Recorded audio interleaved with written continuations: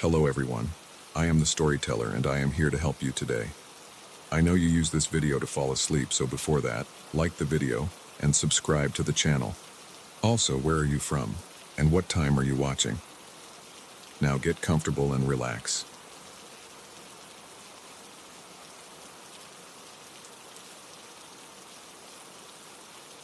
The curtains in Mr. Johnson's living room twitched again, and I felt a chill run down my spine.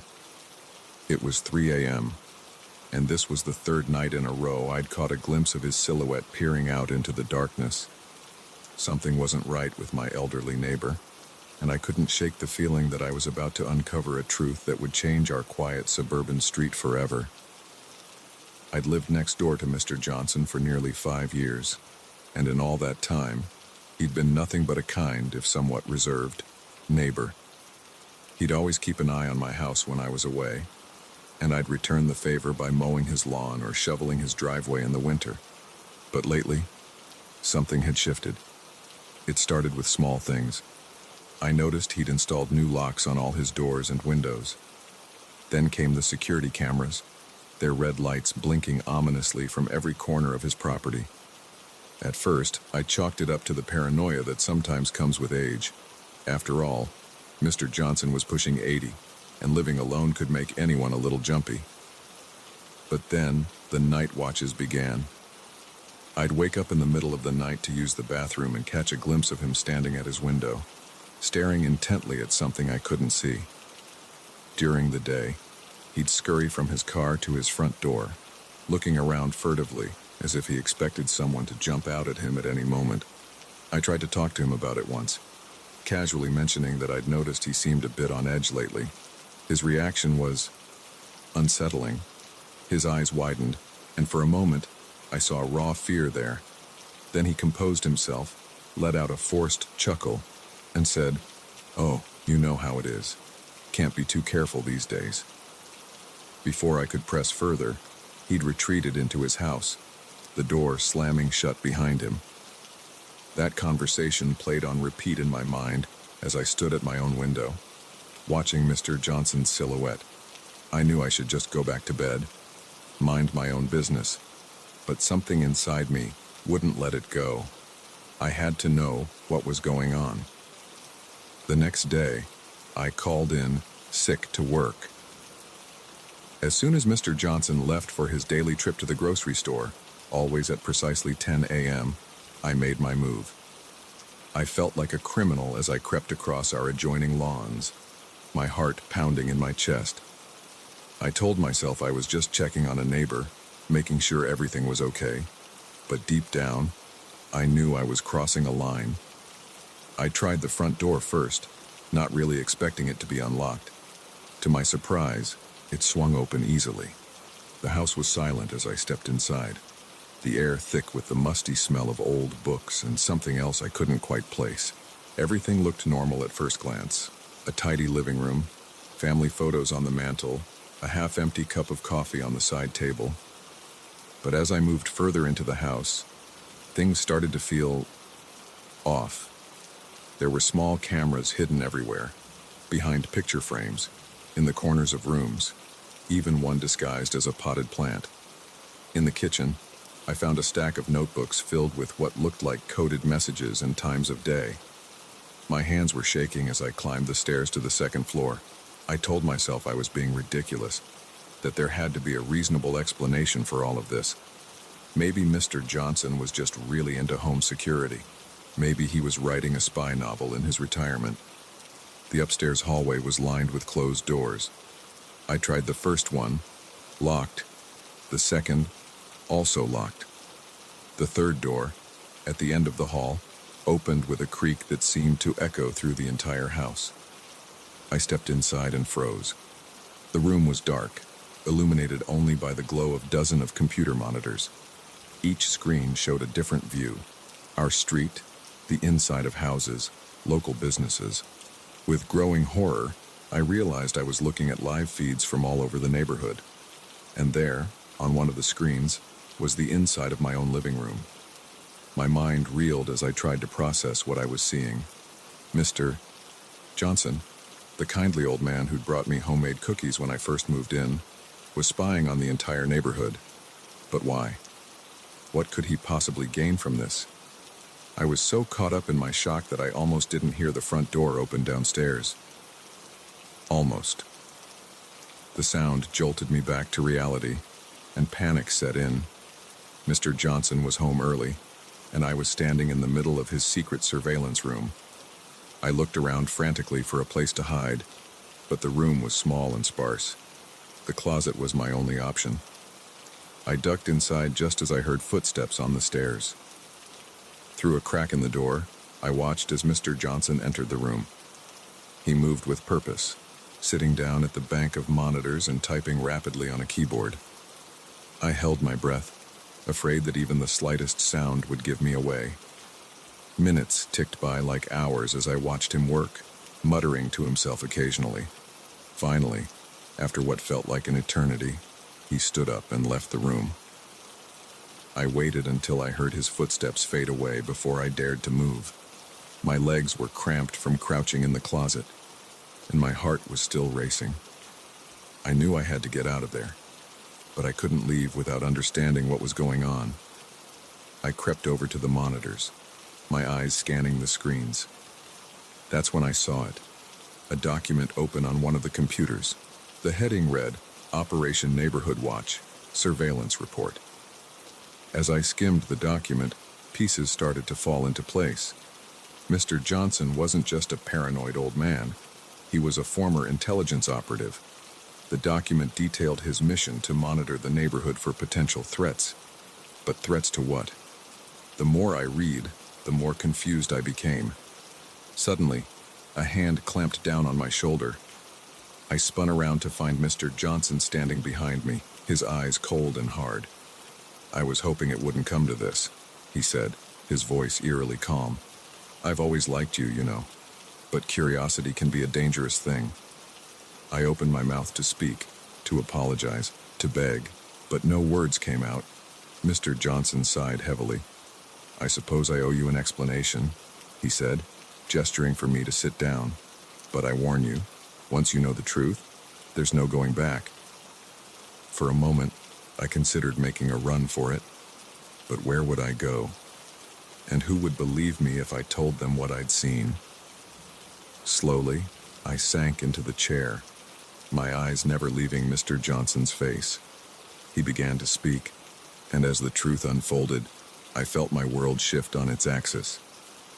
Mr. Johnson wasn't just monitoring our neighborhood, he was protecting it. From what, you ask? From things most people couldn't even imagine. Our quiet suburban street, it turned out, sat on top of something valuable, something dangerous, something that certain powerful people would kill to get their hands on.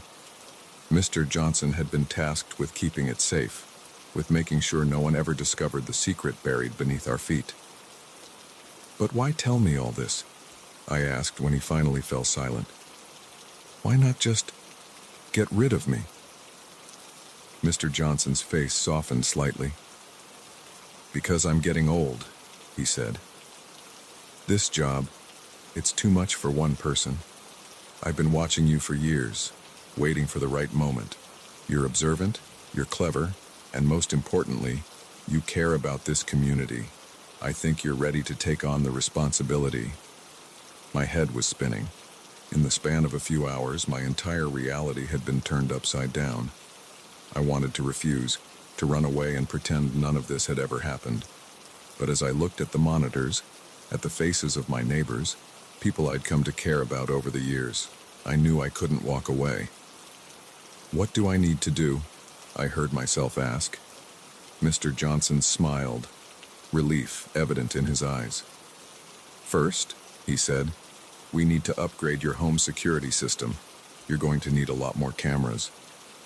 As I left Mr. Johnson's house that day, the sun seemed a little dimmer, the world a little darker, but I also felt a sense of purpose I'd never known before. I was no longer just a resident of this neighborhood. I was its protector.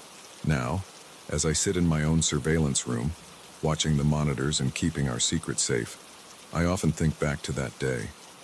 Sometimes, I catch a glimpse of my old self in one of the cameras, carefree, oblivious to the hidden dangers lurking beneath the surface of our quiet street. Part of me misses that innocence. But mostly, I'm grateful for the truth, no matter how terrifying it may be. Because in this world, knowledge isn't just power, it's survival.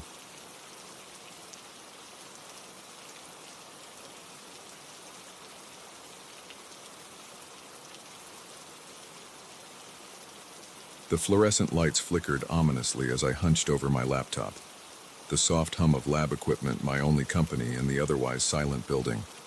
It was nearly midnight, and I was the last soul left in the university's research wing. Or so I thought. The sound of footsteps echoing down the hallway made my heart skip a beat, and I couldn't shake the feeling that my late-night study session was about to take a sinister turn. I'm Emma, a grad student working on my thesis in biochemistry. My research focuses on developing a new type of biodegradable plastic, something that could potentially revolutionize the industry and help combat our growing environmental crisis. It's exciting work, but it's also highly confidential. The university has invested a lot of money in this project, and there are plenty of companies out there who'd love to get their hands on our findings. That's why I was still in the lab at this ungodly hour. I'd been making real progress lately, and I didn't want to lose momentum. Plus, the lab was quieter at night, free from the usual hustle and bustle of students and professors. The footsteps grew louder, and I found myself holding my breath. It wasn't unusual for other grad students to work late, but something about this felt different. The steps were too deliberate, too purposeful for someone just passing by. I quickly saved my work and closed my laptop, just as a figure appeared in the doorway. It was Jason, another grad student from the chemistry department. I'd seen him around campus a few times, but we'd never really talked. "Oh, hey, Emma," he said, flashing a smile that didn't quite reach his eyes. "Didn't expect anyone else to be here this late." I forced a smile in return, trying to ignore the uneasy feeling in my stomach. "Yeah, just trying to get some work done. What brings you to this side of the building?" Jason shrugged, taking a step into the lab. "Just taking a walk, clearing my head. Mind if I hang out for a bit?" Before I could answer, he was already pulling up a chair next to me. I shifted uncomfortably, angling my body to block his view of my notes. "So, what are you working on?" he asked, leaning in closer than necessary. I gave him a vague answer about polymer research, hoping he'd lose interest. But Jason kept pressing, asking increasingly specific questions about my methods and results. "That's fascinating," he said, his eyes gleaming with an intensity that made me shiver. "You know, I've heard rumors about some groundbreaking research happening in this lab. Anything you can share?" I laughed nervously, trying to play it off. "Oh, you know how rumors are. Nothing that exciting happening here, I'm afraid." But Jason wasn't deterred. He continued to probe, his questions becoming more pointed and insistent. I found myself stumbling over my words, trying to deflect without seeming suspicious. As the conversation dragged on, I became increasingly aware of how isolated we were. The lab suddenly felt too small, too confined. I needed to get out of there. "Well, it's getting late," I said, starting to pack up my things. "I should probably head home." Jason's hand shot out, gripping my arm. "Wait," he said, his voice low and urgent. "I really think we should talk more about your research. It could be beneficial for both of us." I yanked my arm away, my heart pounding. "I told you, there's nothing to talk about. Now, if you'll excuse me." I tried to push past him, but Jason blocked the doorway. "I don't think you understand, Emma. I know what you're working on, and I know how valuable it is. We can do this the easy way or the hard way, but either way, I'm not leaving without that information." Panic surged through me as the reality of the situation sank in. This wasn't just a nosy student. Jason was here to steal my research, and he was willing to do whatever it took to get it. I backed away, my mind racing. I needed to get out, to find help, but the lab was on the top floor of the building, and at this hour, There was likely no one else around. "Jason, think about what you're doing," I said, trying to keep my voice steady. "This is crazy. Just let me go and we can forget this ever happened." He laughed, a cold, humorless sound that sent chills down my spine. "Oh, Emma, it's far too late for that. Now, why don't you be a good girl and hand over your laptop and notes?" I clutched my bag tighter, shaking my head. Jason's eyes narrowed, and he took a step towards me. I reacted instinctively, grabbing a beaker from the nearby bench and hurling it at him. The glass shattered against his shoulder, and he cried out in pain and surprise. I used that moment of distraction to make a run for it, ducking under his arm and sprinting down the hallway. I could hear Jason cursing behind me, his footsteps pounding as he gave chase. I ran faster than I ever had in my life, my lungs burning as I pushed myself to the limit. I reached the stairwell and yanked the door open, only to find it pitch black inside. The emergency lights must have been malfunctioning. For a split second, I hesitated, weighing my options. Then I heard Jason's voice, too close for comfort, and I plunged into the darkness. I took the stairs 2 at a time, one hand on the railing to guide me, the other still clutching my bag. I could hear Jason stumbling down after me, his breathing heavy and labored. When I reached the ground floor, I burst through the door, ready to make a break for the exit. But my heart sank as I realized the main doors were locked. Of course they were. It was well past midnight, and the building was supposed to be empty. I spun around, desperately searching for another way out. That's when I saw it. A small security office tucked away in the corner. If I could get in there, I might be able to call for help. I ran to the office, praying it would be open. To my relief, the door swung open easily. I slammed it shut behind me, fumbling for the lock. Just as I heard the satisfying click of the lock engaging, Jason slammed into the door. The impact shook the entire room, and I stumbled backward, my heart in my throat. "Open the door, Emma," Jason shouted, pounding on the thick glass. "You can't hide in there forever." I ignored him, scanning the room frantically. There was a phone on the desk, but when I picked it up, the line was dead. Of course it was. Nothing could be easy tonight. My eyes fell on the security monitors lining one wall. Most of them showed empty hallways and darkened rooms, but one caught my attention. It was a live feed of the parking lot, and I could see a car pulling in. Hope surged through me. Someone else was here. If I could just hold out until they came inside, I might have a chance. Jason was still trying to break down the door, the wood splintering under his relentless assault. I knew it wouldn't hold much longer. I turned back to the monitors, willing the person in the parking lot to hurry up. But as I watched, I realized something was off. The car wasn't parking. It was just sitting there, engine running. A chill ran down my spine as a horrible thought occurred to me. What if this person wasn't here to help? What if they were with Jason? The door gave way with a sickening crack, and Jason burst into the room. I backed away, my eyes darting between him and the security monitors. "It's over, Emma," Jason said, advancing on me slowly.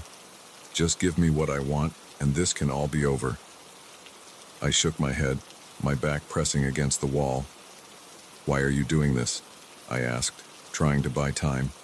"Who are you working for?" Jason's lips curled into a sneer. "Does it matter?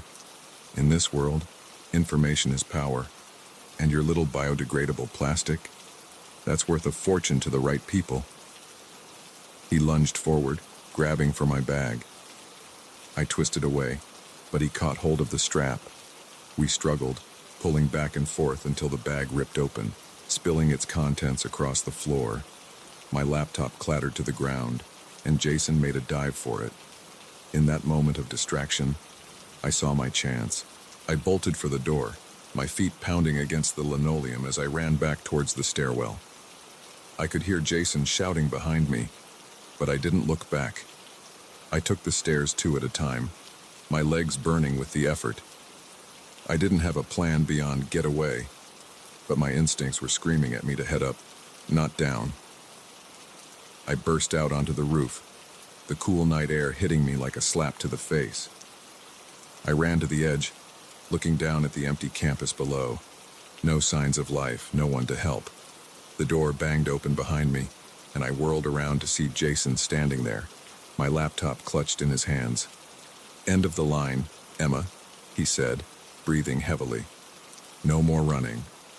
I backed up until I felt the low wall at the edge of the roof pressing against my legs. Jason approached slowly, like a predator cornering its prey. "You don't have to do this," I said, my voice shaking. "It's not too late to stop." For a moment, I thought I saw a flicker of doubt in his eyes, but then it was gone, replaced by cold determination. "Sorry, Emma," he said, "but I've come too far to back out now." As he reached for me, a bright light suddenly flooded the rooftop. We both turned, squinting against the glare. A voice boomed out from a megaphone. "This is campus security. Stay where you are." Relief washed over me as I saw figures emerging from the stairwell, real security guards, not whoever Jason had stationed in the parking lot.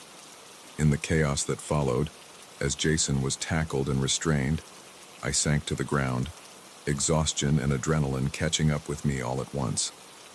Later, as I sat wrapped in a shock blanket, giving my statement to the police, I couldn't help but think about how close I'd come to losing everything. My research, my future, maybe even my life. But I also felt a newfound strength. I'd faced my worst nightmare and come out the other side. And now, as I watched the sun begin to rise over the campus, I knew that whatever challenges lay ahead, I was ready to face them head on.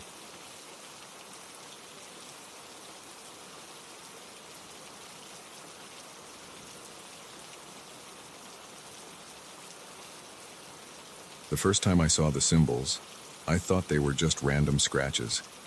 Maybe the work of some bored teenager or the result of years of weathering. But as I traced my fingers over the rough-hewn marks in the old barn's wood, a chill ran down my spine. These weren't random at all. They formed patterns, intricate and purposeful. And somehow, deep in my gut, I knew they were a warning we should have heeded. My name is Sarah, and this is the story of how my family's dream of a fresh start turned into a waking nightmare. It all began 3 months ago when my husband, Tom, got a job offer in a small town upstate. We'd been struggling in the city for years, drowning in debt and stress. So when the opportunity came to move to a quieter, cheaper area, we jumped at it. The kids, Lily and Max, weren't thrilled about leaving their friends behind, but we promised them it would be an adventure. The farmhouse we found seemed perfect. It was old, sure, but it had character. Wooden beams, a wraparound porch, and acres of land stretching out in every direction. The real estate agent called it a handyman's dream, which was code for needs a lot of work. But Tom and I were up for the challenge. The first few weeks were a whirlwind of unpacking, painting, and exploring our new property. The kids quickly forgot their initial reluctance, spending hours playing in the fields and climbing trees. Tom threw himself into renovation projects, and I started planning a vegetable garden. It felt like we were finally building the life we'd always wanted. But then, little things started happening. Things that were easy to brush off at first, but became harder to ignore as time went on. It started with the noises. At night, when the house was quiet and still, we'd hear creaks and groans that seemed to come from inside the walls. Tom said it was just the house settling, and I wanted to believe him. But the sounds didn't sound like wood expanding or contracting. They sounded deliberate, like footsteps or whispers just on the edge of hearing. Then there were the cold spots. Certain areas of the house would suddenly become frigid, even on the warmest days. We'd walk through them and feel like we'd stepped into a freezer. The kids started avoiding these areas, saying they felt weird in there. But it was the barn that really got to me. It stood a little ways from the house, old and weathered but still sturdy. We hadn't paid much attention to it at first, focusing on getting the house livable. But one day, while the kids were at school and Tom was at work, I decided to check it out. The door creaked ominously as I pushed it open, dust motes dancing in the shafts of sunlight that streamed through the cracks in the walls. It smelled of old hay and something else, something musty and unpleasant that I couldn't quite place. That's when I saw them. The symbols, carved into the wooden support beams, etched into the walls, even scratched into the dirt floor. They were everywhere, once I started looking. Circles and lines and shapes that looked vaguely like letters, but in no alphabet I'd ever seen. I spent hours in that barn, trying to make sense of the markings. By the time I heard Tom's car in the driveway, the sun was setting and my head was pounding. I hurried back to the house, not wanting to explain why I'd spent all day in a dusty old barn. That night, the noises were louder than ever. I lay awake, listening to what sounded like footsteps pacing back and forth in the attic. Tom slept soundly beside me, oblivious to the sounds that were driving me to the brink of madness. In the morning, I was determined to tell Tom about the barn and the symbols. But as I opened my mouth to speak, Lily came running into the kitchen, tears streaming down her face. "Mom, Dad," she sobbed, "there's something in my room." We rushed upstairs, Tom and I exchanging worried glances. Lily's room looked normal at first glance, but then I saw it. On the wall above her bed, scratched into the fresh paint we'd just applied last week, was one of the symbols from the barn. Tom was bewildered, asking Lily if she'd drawn it herself. But I knew this was just the beginning. Over the next few weeks, things escalated. The symbols started appearing all over the house, under rugs, behind picture frames, even carved into the vegetables in our garden. The noises got louder, and now we all heard them. Whispers in the walls, footsteps in empty rooms, and sometimes, late at night, what sounded like chanting coming from the direction of the barn. Max started sleepwalking, something he'd never done before. We'd find him in the morning, huddled in corners or standing in front of blank walls, muttering words we couldn't understand. Lily became withdrawn, spending hours drawing the symbols over and over in her sketchbook. Tom tried to rationalize it all away. He called in exterminators for the noises, electricians for the cold spots, even a child psychologist for the kids. But deep down, I think he knew as well as I did that this was something beyond normal explanation. It all came to a head one stormy night in October. The wind was howling outside, rain lashing against the windows. We were all in the living room, trying to distract ourselves with a board game, when every light in the house went out at once. In the sudden darkness, I heard Lily whimper, and Max let out a startled cry. Tom fumbled for his phone, using it as a makeshift flashlight. "It's okay," he said, his voice strained with forced calm. "Probably just a blown fuse. I'll go check the basement." As soon as he left the room, the whispering started. It was all around us, coming from the walls, the floor, even seeming to emanate from the air itself. Words in a language I didn't recognize, but that filled me with a sense of dread. Lily screamed, pointing at the window. There, illuminated by a flash of lightning, was a figure, tall and gaunt, with limbs that seemed too long for its body. It was looking right at us, and though I couldn't make out its features, I knew it was smiling. In that moment, something in me snapped. I grabbed the kids and ran, not caring about the rain or the wind. We piled into the car, and I peeled out of the driveway, my hands shaking on the steering wheel. Tom came running out of the house, shouting after us, but I didn't stop. I couldn't. All I knew was that we had to get away from that house, away from whatever evil had taken root there. We drove through the night, the kids huddled and crying in the back seat. I had no destination in mind, just away. It wasn't until the sun started to rise that I finally pulled over at a rest stop, my body trembling with exhaustion and leftover adrenaline. As I sat there trying to figure out what to do next, my phone buzzed. It was a text from Tom. "Where are you? Are you okay? Please come home. We need to talk about this." I stared at the message, tears welling up in my eyes. Part of me wanted to turn around, to go back and face whatever was happening in our home. But a larger part, the part that had seen that figure in the window and heard those unearthly whispers, knew we could never go back. I texted Tom back. "We're safe. I'm sorry, but we can't come home. Not now. Maybe not ever. I'll explain everything soon. I love you." Then I turned off my phone, started the car, and pulled back onto the highway. I didn't know where we were going or what we'd do when we got there. All I knew was that we were leaving behind more than just a house. We were leaving behind a darkness that had almost consumed us, a mystery I'm still not sure I want to solve.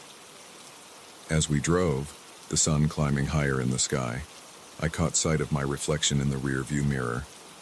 There, just visible on my neck, was a small mark, a symbol like the ones from the barn. My blood ran cold as I realized that whatever we'd awakened in that old farmhouse, it wasn't content to stay behind. It had marked us, claimed us in some way I didn't understand. I pressed down harder on the accelerator, the landscape blurring around us. We were running, yes, but I had a sinking feeling that you can't outrun something that's already inside you. Whatever happens next, wherever we end up, I know one thing for certain: our lives will never be the same. The fresh start we'd hoped for had turned into something dark and twisted, and now all we could do was face whatever came next, together. The old farmhouse stands empty now, I imagine, but sometimes, in my dreams, I see it. And in those dreams, I know it's not empty at all. It's waiting for the next family to come along, looking for their own fresh start. And I wonder, will they see the symbols? Will they hear the whispers? Or will they, like us, realize the truth too late?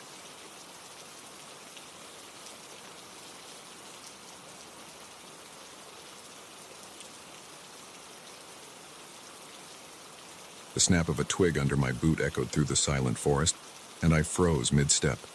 Something wasn't right. The woods, which had been alive with the sounds of birds and small animals just moments ago, had fallen eerily quiet. I felt eyes on me, watching from the shadows between the trees. That's when I realized I wasn't just lost. I was in danger. My name is Alex, and I'm an experienced hiker. Or at least, I thought I was. I'd tackled challenging trails before, spent nights alone in the wilderness, and always prided myself on my ability to navigate even the most remote areas. But this time, I'd made a critical mistake. I'd underestimated the vastness of these woods and overestimated my own skills. It had started as a simple day hike. The trail was new to me, but it came highly recommended by fellow hiking enthusiasts online. Challenging but rewarding, they said. Breathtaking views, they promised. What they failed to mention was how easy it was to lose the trail if you weren't paying close attention. I set out early in the morning, my backpack filled with water, energy bars, and basic survival gear, just in case. The first few hours were exactly as I'd hoped. The trail wound through dense forest, occasionally opening up to reveal stunning vistas of the surrounding mountains. I felt alive, invigorated by the clean air and the physical exertion, but as the day wore on, things started to go wrong.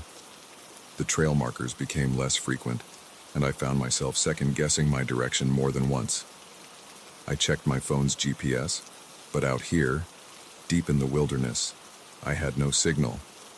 My paper map and compass were useful, but only if I knew exactly where I was on the map, which I didn't. As the realization that I was lost began to sink in, I tried to remain calm. I knew the basics of wilderness survival. Stay put, they always say. Make yourself visible. Wait for rescue. But something in my gut told me that staying put wasn't an option. I needed to find my way back to civilization, and fast. I picked a direction that I thought would lead me back towards the trailhead and started walking.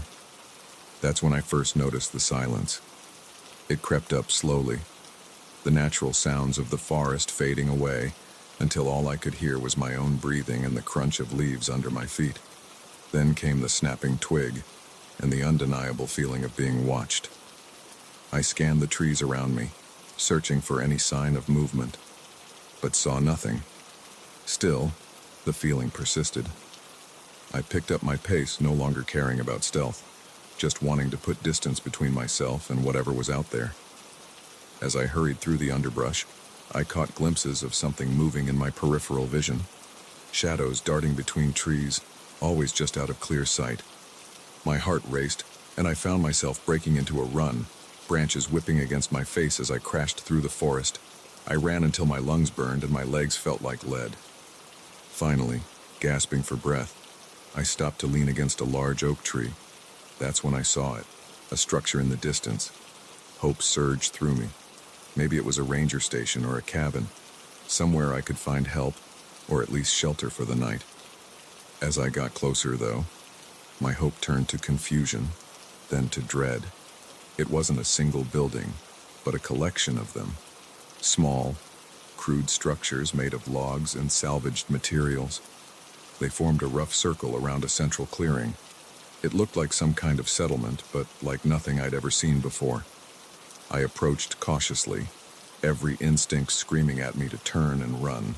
But I was exhausted, lost, and night was falling. I needed help, and this might be my only chance. The settlement appeared deserted at first glance. No smoke rose from the chimneys, no lights shone in the windows. But as I entered the clearing, I noticed signs of recent activity. A still warm fire pit, fresh footprints in the muddy ground. Someone, or something, had been here very recently. "Hello," I called out, my voice sounding small and afraid in the vast silence. "Is anyone here? I'm lost. I need help." For a long moment, there was no response. Then, slowly, people began to emerge from the structures. Men and women, dressed in ragged, homemade clothing.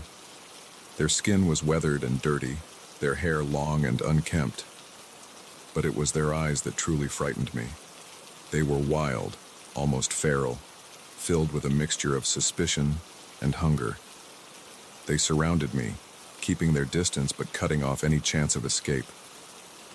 An older man with a long, gray beard stepped forward.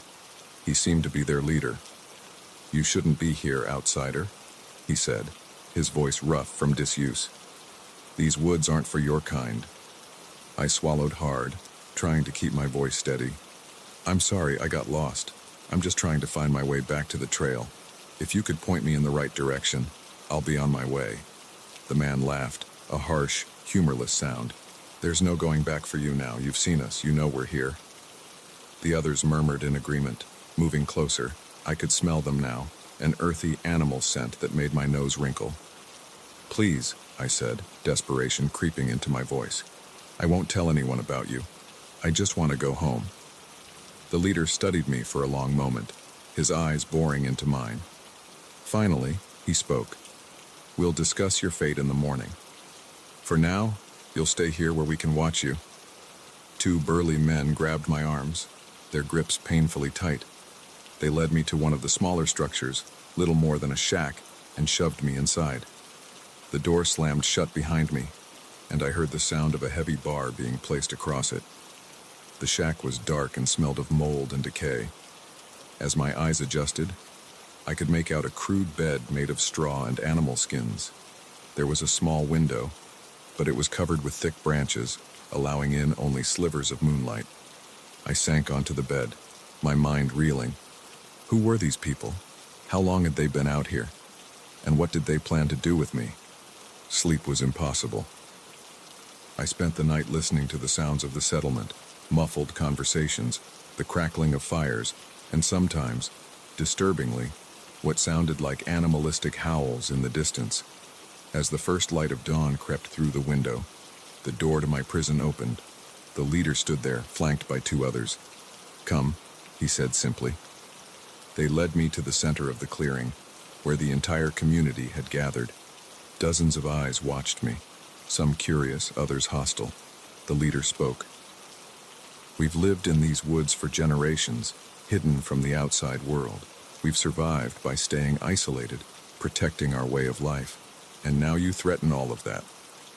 I opened my mouth to protest, to plead my case, but he held up a hand to silence me.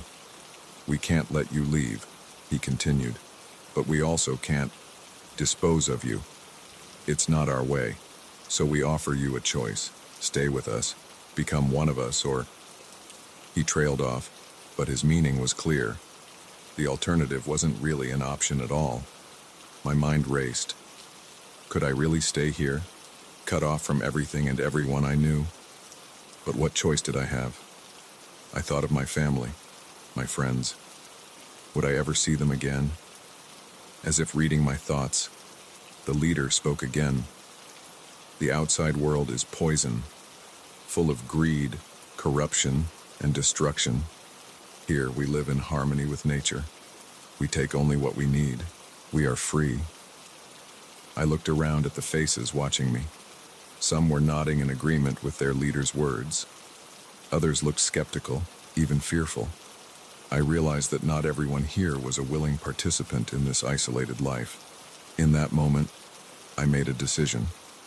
I couldn't stay here, cut off from the world. But I also couldn't abandon these people, some of whom clearly needed help. "I understand," I said slowly, choosing my words carefully. "Your way of life is important to you, but surely there must be a middle ground, a way for you to protect your isolation while still allowing some contact with the outside world. For supplies, medical help if needed." Murmurs rippled through the crowd. The leader's eyes narrowed, but I pressed on. "I can help you. I can be a bridge between your world and mine. No one else needs to know exactly where you are, but I could bring necessities, news from outside. And in return, you could teach me your ways of living in harmony with nature." It was a long shot, but it was all I had. For a tense moment, no one spoke. Then, slowly, the leader nodded. "You speak wisely, outsider. Perhaps there is more to you than we first thought. We will consider your proposal." That was 3 months ago. I'm back in the real world now, but I make regular trips into the woods, bringing supplies and serving as a discreet liaison for the hidden community. It's not a perfect solution, and I know that someday, inevitably, their existence will be discovered. But for now, I'm doing what I can to protect their way of life while slowly, carefully, introducing them to aspects of the outside world that might benefit them. The experience has changed me profoundly. I've learned to question the values of modern society, to appreciate the simplicity of a life lived close to nature. But I've also seen the dangers of complete isolation, of cutting oneself off from the wider world. As I hike through the familiar woods, no longer lost but forever changed, I often think about how close I came to disappearing completely. And I wonder how many others, over the years, made a different choice when confronted with the hidden people of the forest.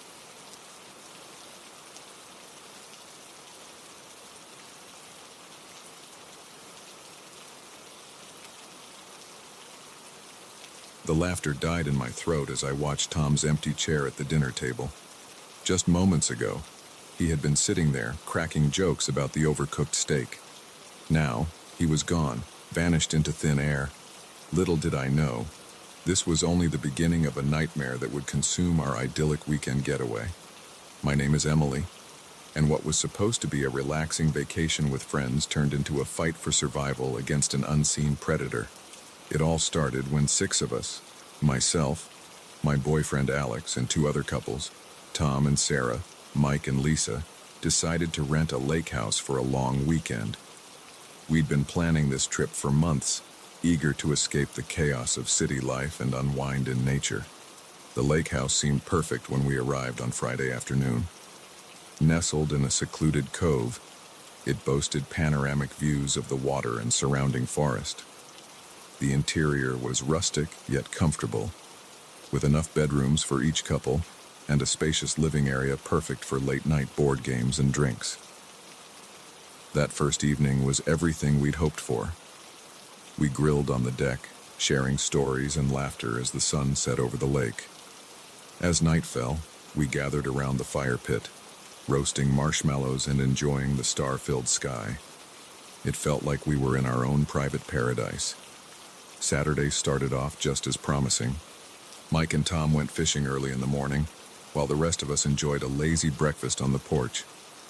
Later, we all went for a swim in the crystal-clear lake waters. The day passed in a blur of sunshine, good food, and better company. It wasn't until dinner that everything changed. We were all seated around the large dining table, plates piled high with slightly overcooked steak, courtesy of Alex's questionable grilling skills. Tom had just finished telling a particularly corny joke, and we were all groaning good-naturedly. I turned to grab the salt shaker, and when I looked back, Tom's chair was empty.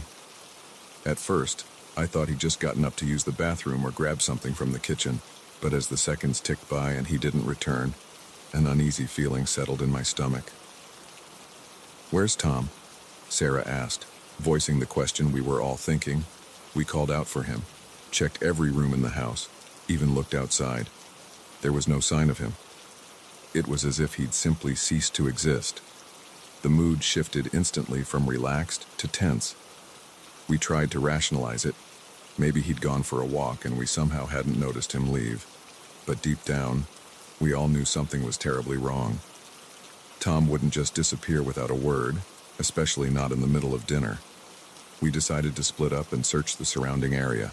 Mike and Lisa took the path leading down to the lake, while Alex and I headed into the woods behind the house. Sarah stayed behind in case Tom came back. As Alex and I pushed through the dense underbrush, calling Tom's name, I couldn't shake the feeling that we were being watched. The forest, which had seemed so peaceful during the day, now felt oppressive and threatening. Shadows seemed to move at the corner of my vision, always disappearing when I tried to focus on them. After an hour of fruitless searching, we returned to the house, hoping the others had had better luck. But Mike and Lisa were already back, looking just as frustrated and scared as we felt. Sarah was in tears, pacing the living room. "We have to call the police," Lisa said, her voice shaking. Alex pulled out his phone, but the no service on message mocked us from the screen. We'd known cell reception was spotty out here, but now the lack of connection felt suffocating. "There's a landline in the kitchen," I remembered suddenly, but when I tried it, all I got was a dead tone. We were cut off, isolated, and one of us was missing. As the night wore on, our fear and paranoia grew. Every creak of the house settling made us jump. We huddled together in the living room, too afraid to be alone even for a moment. Around midnight, Sarah announced she needed some air and stepped out onto the porch. We heard the screen door slam shut behind her. Less than a minute later, a blood-curdling scream pierced the night. We rushed outside, but Sarah was gone. The porch was empty, the surrounding darkness impenetrable. Panic set in. Mike started yelling, demanding that whoever was out there show themselves. Lisa broke down crying. Alex tried to calm everyone, but I could see the fear in his eyes. We retreated back into the house, locking every door and window. Sleep was out of the question. We took turns keeping watch, though what exactly we were watching for, none of us could say. As the first light of dawn broke over the lake, we made a desperate plan. Mike and Alex would take the car and drive to the nearest town for help. Lisa and I would stay at the house in case Tom or Sarah returned. I watched from the window as the guys got into the car. The engine sputtered to life, and for a moment, I felt a glimmer of hope. But as they started down the long driveway, the car suddenly veered off the path and into a tree. I saw Mike and Alex slump forward, motionless. Lisa and I ran outside, screaming their names. But before we could reach the car, a strange mist seemed to engulf it. When it cleared seconds later, the car was empty. Mike and Alex had vanished, just like the others. Overwhelmed with terror, Lisa and I sprinted back to the house. We barricaded ourselves in one of the bedrooms, pushing a heavy dresser in front of the door. We sat on the bed, clutching each other and sobbing. "What's happening?" Lisa whimpered. "Who's doing this to us?" I shook my head, unable to form words. My mind was racing, trying to make sense of the impossible events of the past 24 hours. As the day wore on, we remained locked in that room, too terrified to leave even for food or water. We took turns watching the door while the other tried to rest, though real sleep was impossible. It was during one of my watches, as the sun was setting, that I heard it. A soft scratching sound coming from the other side of the door. At first, I thought I was imagining things, but then I saw the doorknob slowly turning. I shook Lisa awake, pressing a finger to my lips to keep her quiet. We watched in horror as the doorknob turned further, then stopped. For a long moment, nothing happened.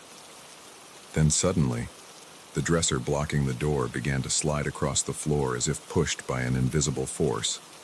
Lisa and I pressed ourselves against the far wall, watching helplessly as the door swung open. But there was nothing there. No person, no monster, just an empty hallway. Then Lisa gasped, her eyes wide with terror. I followed her gaze and felt my blood turn to ice. There, reflected in the mirror on the opposite wall, was a figure. It was tall and gaunt, with limbs too long to be human. Its face, if you could call it that, was a featureless void. As we watched, paralyzed with fear, the figure raised one impossibly long arm and pointed directly at us. I felt a tugging sensation, as if hooks had latched onto my very being and were trying to pull me towards the creature. Lisa screamed, and the spell was broken. We bolted from the room, running blindly through the house and out into the night. The forest swallowed us, branches whipping at our faces as we ran. I don't know how long we ran or in what direction. All I know is that eventually, we broke through the tree line and found ourselves on a road. A car was approaching, its headlights cutting through the darkness like a beacon of hope. We flagged it down, probably looking like mad women with our wild eyes and torn clothes. The elderly couple inside were clearly frightened by our appearance, but they took pity on us and drove us to the nearest police station. The authorities searched the lake house and surrounding area, but found no trace of our friends or the mysterious figure we'd seen. The official report chalked it up to a bizarre series of accidents and possible hallucinations brought on by stress and isolation. But Lisa and I know the truth. Something was hunting us that weekend, something not of this world.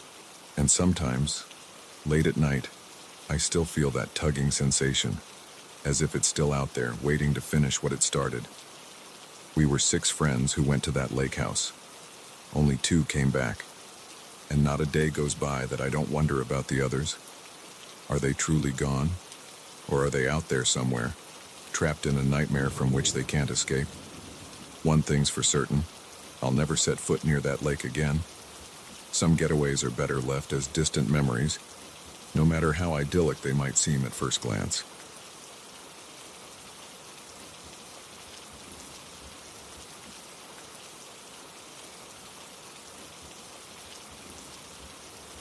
The red light on the security camera blinked steadily, a silent sentinel in the corner of the lobby. I'd watched that light for countless nights, but tonight it seemed to pulse with an urgency that matched my racing heart. Something was wrong. I could feel it in the air, thick with tension and the faint scent of fear. Little did I know, my mundane night shift was about to plunge me into a nightmare that would challenge everything I thought I knew about my job, my colleagues, and the very nature of the truth. My name is Jack, and I've been working as a night security guard at Evergreen Towers for the past 3 years. It's a massive office complex, all gleaming glass and polished chrome during the day, but at night it transforms into a labyrinth of shadows and echoing corridors. Most nights, my biggest challenge is staying awake. But not tonight. Tonight, everything changed. It started with a phone call. The shrill ring cut through the silence of the lobby, making me jump. I picked up the receiver, expecting it to be my supervisor or maybe one of the cleaning crew. "Security desk, this is Jack," I said, stifling a yawn. There was silence on the other end, then a woman's voice, barely above a whisper. "Help me, please, I'm trapped." I sat up straighter, suddenly alert. "Ma'am, where are you? What's your location?" "I don't know," she said, her voice trembling. "It's dark. There's no windows. Please, you have to find me before they come back." My mind raced. Was this a prank? some kind of test from management, but the fear in her voice sounded all too real. "Okay, stay calm," I said, trying to keep my own voice steady. "I'm going to help you. Can you tell me anything about where you are? Any details at all?" "It's cold," she whispered, and I can hear humming, like machinery. The basement. It had to be. That's where all the building's mechanical systems were housed. But how did she get down there? And who was holding her? "I'm on my way," I told her. "Stay on the line if you can." I grabbed my flashlight and radio, then hesitated. Protocol said I should call the police, wait for backup, but something told me there wasn't time. I had to act now. The elevator ride to the basement felt like it took hours. When the doors finally opened, I was hit by a blast of cold air and the low hum of machinery. I swept my flashlight across the dimly lit corridor, its beam catching on pipes and electrical boxes. "Hello?" I called out. "Is anyone down here?" No response. I moved deeper into the basement, my footsteps echoing off the concrete walls. The further I went, the more uneasy I felt. Something was off about this whole situation, but I couldn't put my finger on what. That's when I saw it. A door I'd never noticed before, tucked away in a corner behind some old filing cabinets. It was heavy steel with no handle on this side, just a keypad lock. I pressed my ear to the door, holding my breath. Faintly, I could hear someone crying on the other side. "Hello?" I called out. "Are you in there? I'm here to help." The crying stopped abruptly. "Please," came the woman's voice, muffled by the thick door. "Get me out of here." I examined the keypad. 4 digits. I tried the building's standard security code, 1234. Nothing. I rattled off birthdays, anniversaries, any significant dates I could think of. Still, nothing. Frustration welled up inside me. I was so close, but this damn door was in my way. I considered trying to break it down, but it was solid steel. I'd probably break my shoulder before I made a dent. That's when I heard footsteps behind me. I spun around, my flashlight beam landing on a familiar face. It was Dave, one of the other night guards. "Jack, what are you doing down here?" he asked, his brow furrowed in confusion. I quickly explained the situation. Dave's expression grew more concerned with every word. "Jack," he said slowly, "there's no phone in the basement. And that door, it's always been there. It leads to the old fallout shelter. It's been sealed for years." I felt a chill run down my spine. "But I heard her," I insisted. "And she's in there right now." Dave gave me a look of pity. "Come on, man. Let's go back upstairs. I think you need some fresh air." But I couldn't let it go. I knew what I'd heard. As Dave turned to leave, I grabbed his arm. "Just help me open it, please. If there's nothing there, I'll drop it. I promise." Dave sighed, but nodded. "All right, but I'm telling you, it's sealed tight. Has been since before either of us started working here." He stepped up to the keypad and punched in a code. To my shock, the lock clicked open. "How did you—" I started to ask, but Dave cut me off. "Jack, I really think we should—" But I was already pushing the door open. The hinges groaned in protest, decades of disuse making them stiff. As the door swung wide, my flashlight illuminated the room beyond. It was empty. No woman, no signs of anyone being held captive. Just bare concrete walls and a few pieces of old furniture covered in dust. I stood there, dumbfounded. Had I imagined the whole thing? Was I losing my mind? That's when I noticed something odd about the dust on the floor. There were footprints, fresh ones, leading further into the shelter. "Dave," I said, my voice barely above a whisper, "look at this." But when I turned around, Dave was gone. In his place stood a man I'd never seen before, dressed in a crisp black suit. Before I could react, he raised his hand. There was a flash of light, and then nothing. I woke up at my desk in the lobby, the morning sun streaming through the windows. My head was pounding. and I had a vague sense that something important had happened, but I couldn't remember what. As I gathered my things to leave, my supervisor walked in. "Morning, Jack," he said cheerfully. "Anything to report from last night?" I opened my mouth to speak, then hesitated. Flashes of memory danced at the edge of my consciousness. A phone call, a dark basement, a sealed door. But it all felt hazy, like a half-remembered dream. "No," I finally said. "All quiet." He nodded, satisfied, and walked away. But as I headed for the exit, I caught sight of something that made my blood run cold. There, on the security camera feed, was an image of the basement, and in the corner, barely visible, was a door I'd never noticed before. Over the next few weeks, I tried to investigate further, but every time I got close to uncovering something, I'd find myself back at my desk, hours of time missing from my memory. My colleagues acted like nothing was amiss, but sometimes I'd catch them watching me with wary eyes. I know now that Evergreen Towers is more than just an office building. It's hiding something, something big. And whoever is behind it has the power to manipulate memories, to make people disappear. I'm writing this down now while I still can, because I have a feeling that soon, very soon, I might disappear too. If you're reading this, please, don't ignore it like I ignored that woman's pleas for help. Something is happening here, something terrifying, and I fear it's only the beginning. Remember the blinking red light, remember the sealed door, and whatever you do, don't trust anyone at Evergreen Towers, not even yourself.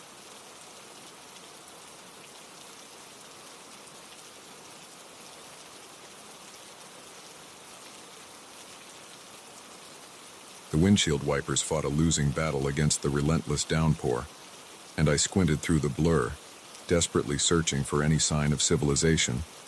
That's when I saw him, a lone figure on the side of the road, thumb outstretched. In that moment, I made a decision that would haunt me for the rest of my life. I pulled over. My name is Sarah, and this is the story of how a simple act of kindness turned into a nightmare that still keeps me up at night. It had been a long day. I was driving home from a conference 3 states away, and the torrential rain had slowed my progress to a crawl. I was tired, frustrated, and longing for the comfort of my own bed. When I saw the hitchhiker, my first instinct was to keep driving, but something about his bedraggled appearance tugged at my conscience. It was a miserable night to be stuck out here. I eased my car onto the shoulder, heart pounding as the man approached.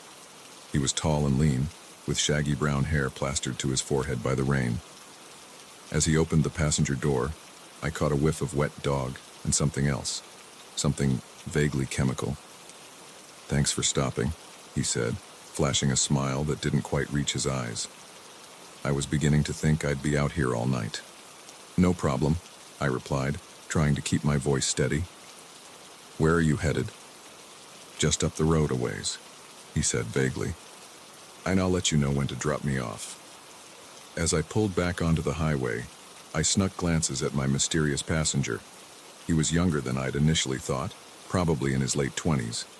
His clothes were worn but clean, and he had an intensity about him that made me uneasy. We drove in silence for a few minutes, the only sound the rhythmic swish of the wipers and the drumming of rain on the roof. Then he spoke, his voice low and oddly familiar. "So, Sarah, how was the conference?" I nearly swerved off the road. "How do you know my name? And how did you know I was at a conference?" He chuckled, a sound that sent chills down my spine. "Oh, I know a lot about you, Sarah. I know you live at 1542 Elm Street. I know you have a golden retriever named Max. And I know you really shouldn't pick up strangers on nights like this." My mind raced. How could he possibly know these things? I'd never seen this man before in my life, had I? "Who are you?" I demanded, my voice shaking. He turned to face me, and in that moment, I saw something in his eyes that made my blood run cold. It was a look of hunger, of predatory anticipation. "Don't you recognize me, Sarah? I'm hurt. After all, we've met before. Many times, in fact. You just don't remember. Images flashed through my mind, glimpses of this man in places he shouldn't have been, at the grocery store, outside my office, walking Max in the park. How had I not noticed before? "What do you want from me?" I asked, fighting to keep my voice steady. "It's not about what I want, Sarah. It's about what you want, deep down, in places you don't like to admit exist. You're bored, aren't you? Tired of your safe, predictable life. That's why you picked me up tonight. You were hoping for a little excitement, a little danger." His words hit uncomfortably close to home. I had been feeling restless lately, dissatisfied with the routine of my life. But this was madness. "You're wrong," I said, more forcefully than I felt. "I picked you up because it was raining and I felt sorry for you. That's all." He laughed again, a sound that seemed to fill the car. "Oh, Sarah, always the good Samaritan, always trying to do the right thing. But we both know that's not the whole truth, is it?" I gripped the steering wheel tighter, knuckles turning white. "I want you to get out of my car, now." "I'm afraid I can't do that," he said, his voice taking on a dangerous edge. "You see, we're not done yet, not by a long shot." Panic surged through me. I had to get away from this man. I pressed down on the accelerator, the car lurching forward as I searched desperately for somewhere to turn off, somewhere with people. "That won't work, Sarah," he said calmly. "There's nowhere to go. It's just you and me out here." He was right. The road stretched out endlessly before us, empty and dark. I realized with growing horror that I had no idea where we were. How long had we been driving? It felt like hours had passed, but that couldn't be right. "What did you do to me?" I asked, my voice barely above a whisper. "Nothing you didn't allow," he replied. "You let me in, Sarah. You opened the door." Suddenly, the car sputtered and died. We coasted to a stop on the side of the road, surrounded by darkness. I turned the key, but the engine refused to start. "Perfect timing," the man said, smiling that unsettling smile again. "Shall we continue our conversation outside?" "I'm not going anywhere with you," I said, trying to sound braver than I felt. He sighed, as if disappointed by my lack of cooperation. "Sarah, Sarah, Sarah, when will you learn? You don't have a choice in this, you never did." He reached for me, and I recoiled, fumbling for the door handle, but it wouldn't budge. I was trapped. "Don't fight it," he said softly.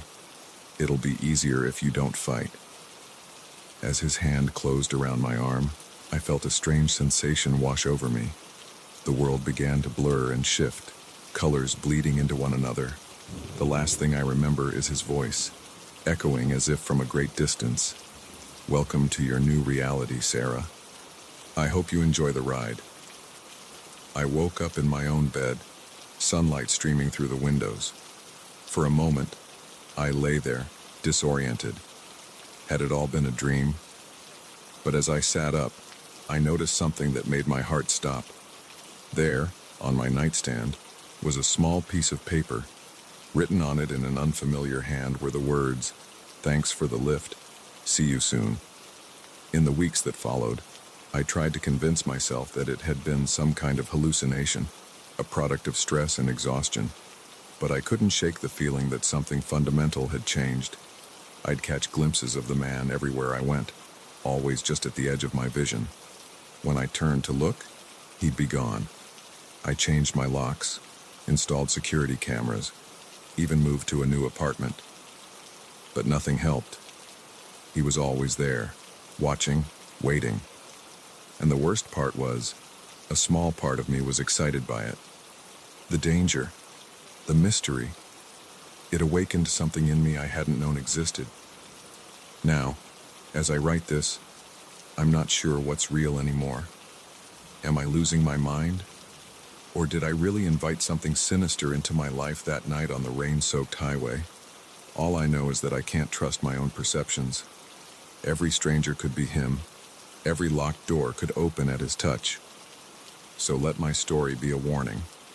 The next time you see a hitchhiker on a dark and stormy night, keep driving. Because you never know who or what you might be letting into your life. And once they're in, they may never leave.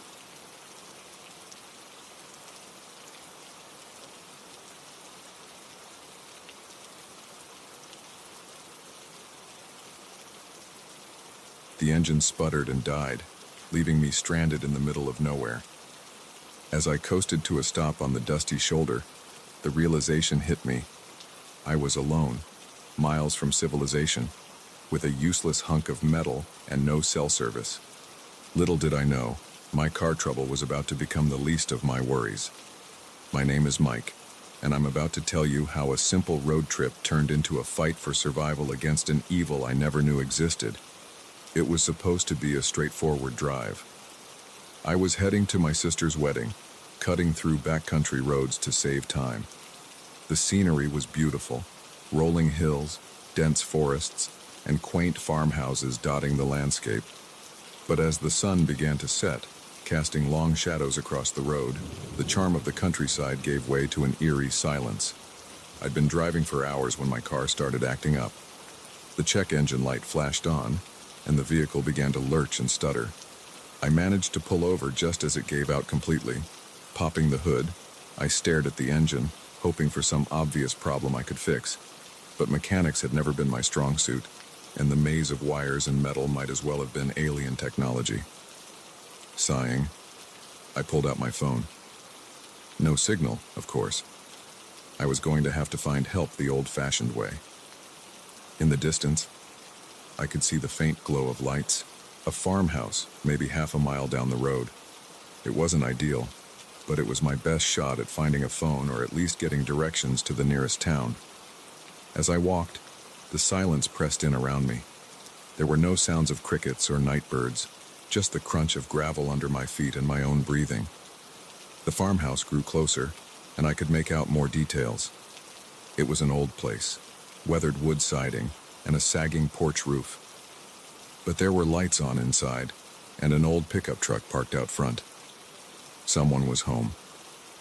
I approached the front door, rehearsing my plea for help in my head. But before I could knock, I heard voices from inside. They were muffled, but there was an urgency to them that made me pause. "We can't keep doing this," a woman's voice said, sounding strained. "Someone's gonna find out." "Ain't nobody gonna find out," a man replied gruffly. "We're careful. Always have been. But what if—" The woman's voice cut off abruptly as I accidentally kicked an empty can on the porch. The voices inside went silent. I held my breath, suddenly aware that I was eavesdropping on something I probably shouldn't have heard. The door swung open, revealing a tall, broad-shouldered man with a weathered face and cold eyes. He looked me up and down, his expression unreadable. "Can I help you?" he asked, his tone making it clear that he'd rather not.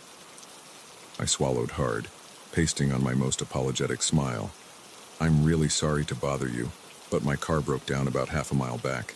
I was hoping I could use your phone to call for a tow." The man stared at me for a long moment, then glanced over his shoulder at someone I couldn't see. When he turned back to me, there was a glint in his eye that sent a shiver down my spine. "Course," he said, his voice suddenly friendly. "Can't leave you stranded out here. Come on in." Every instinct I had was screaming at me to run, but I didn't have much choice. I needed help, and this was my only option. I stepped inside, the floorboards creaking ominously under my feet. The interior of the farmhouse was dimly lit and cluttered. The air was thick with the smell of something I couldn't quite place, sweet and cloying, with an undertone of decay. A woman stood in the kitchen doorway, wiping her hands on a dish rag. She gave me a tight smile that didn't reach her eyes. "Phone's in the kitchen," the man said, gesturing for me to follow him. As we passed the woman, I noticed her knuckles were white where she gripped the dish rag. Her eyes met mine for a moment, and I saw something there that looked a lot like fear. The kitchen was large and old-fashioned, with a massive wood-burning stove dominating one wall. But what caught my attention was the cellar door. It was heavy and reinforced, with multiple locks on the outside. Who puts locks on the outside of a cellar door? The man pointed to an ancient rotary phone on the wall. There you go. You know the number for a tow? I didn't, but I figured I'd call the operator and get connected. As I picked up the receiver, I noticed the man positioning himself between me and the exit. The woman hovered in the doorway, her eyes darting between me and the cellar door. I dialed 0, praying for someone to pick up, but instead of a ring, all I heard was a flat, dead tone. The line was cut. "Something wrong?" the man asked, his voice far too calm. I set the receiver down slowly, my mind racing. Yeah. Seems like the line's dead." The man nodded, unsurprised. "Happens sometimes out here. Storms, you know." But there hadn't been any storms. The night was clear and calm. "Listen," I said, trying to keep my voice steady. "I appreciate your help, but maybe I should just start walking. Try to find a gas station or something." The man's expression hardened. "Oh, I don't think that's a good idea. It's dangerous out there at night. Why don't you stay here? We've got a spare room. In the morning, I'll drive you into town myself." It wasn't a suggestion. The way he said it, the way he was blocking the door, made it clear that leaving wasn't an option. "That's very kind of you," I said, desperately trying to think of a way out of this situation. "But I really should get going. My sister's wedding is tomorrow, and I was cut off by a sound that made my blood run cold. A muffled scream coming from beneath our feet, from the cellar. The woman let out a small gasp, quickly stifled. The man's face darkened. "Now look what you've done," he growled, all pretense of friendliness gone. "You've woken our guest." My heart was pounding so hard I thought it might burst out of my chest. I knew, with absolute certainty, that if I didn't get out of there right now, I never would. I feinted left, then dove right, trying to slip past the man, but he was faster than he looked. His hand clamped down on my arm like a vice, and he threw me against the wall with bone-jarring force. "Martha," he barked at the woman, "get the rope." I fought like a wild animal, kicking and clawing, but the man was impossibly strong. In moments, he had me pinned to the floor, my face pressed against the grimy linoleum. "You should have just kept driving," he muttered as he bound my hands behind my back. "But don't worry, you'll be joining our other guests soon enough." As he dragged me towards the cellar door, I caught a glimpse of Martha's face. There were tears in her eyes, but she made no move to help me. Whatever horrors lay beyond that door, she had long ago accepted them as inevitable. The locks clicked open one by one, and the heavy door swung wide. The stench that wafted up from the darkness below was indescribable, a mix of blood, waste, and despair. As the man began to drag me down the stairs, I closed my eyes, certain that I was descending into hell itself. I don't know how long I was in that cellar. Days blurred into weeks, marked only by the arrival of new guests and the disappearance of others. The things I saw, the things that were done to us, they defy description, but through it all, I never stopped looking for a way out. And then, one day, an opportunity presented itself. A new victim, brought in kicking and screaming, managed to injure the man. In the chaos that followed, I saw my chance. I won't go into the details of my escape. Suffice it to say, it was neither clean nor easy, but I made it out. Now, as I sit here telling you this story, I know you probably don't believe me. It sounds too horrific, too unreal, but I assure you, every word is true, and that farmhouse is still out there, tucked away on some forgotten back road. The man and woman are still there, still collecting unfortunate travelers. So the next time your car breaks down in the middle of nowhere, think twice before you go looking for help, because you never know what kind of hell you might be walking into. And once you're in, getting out might cost you everything.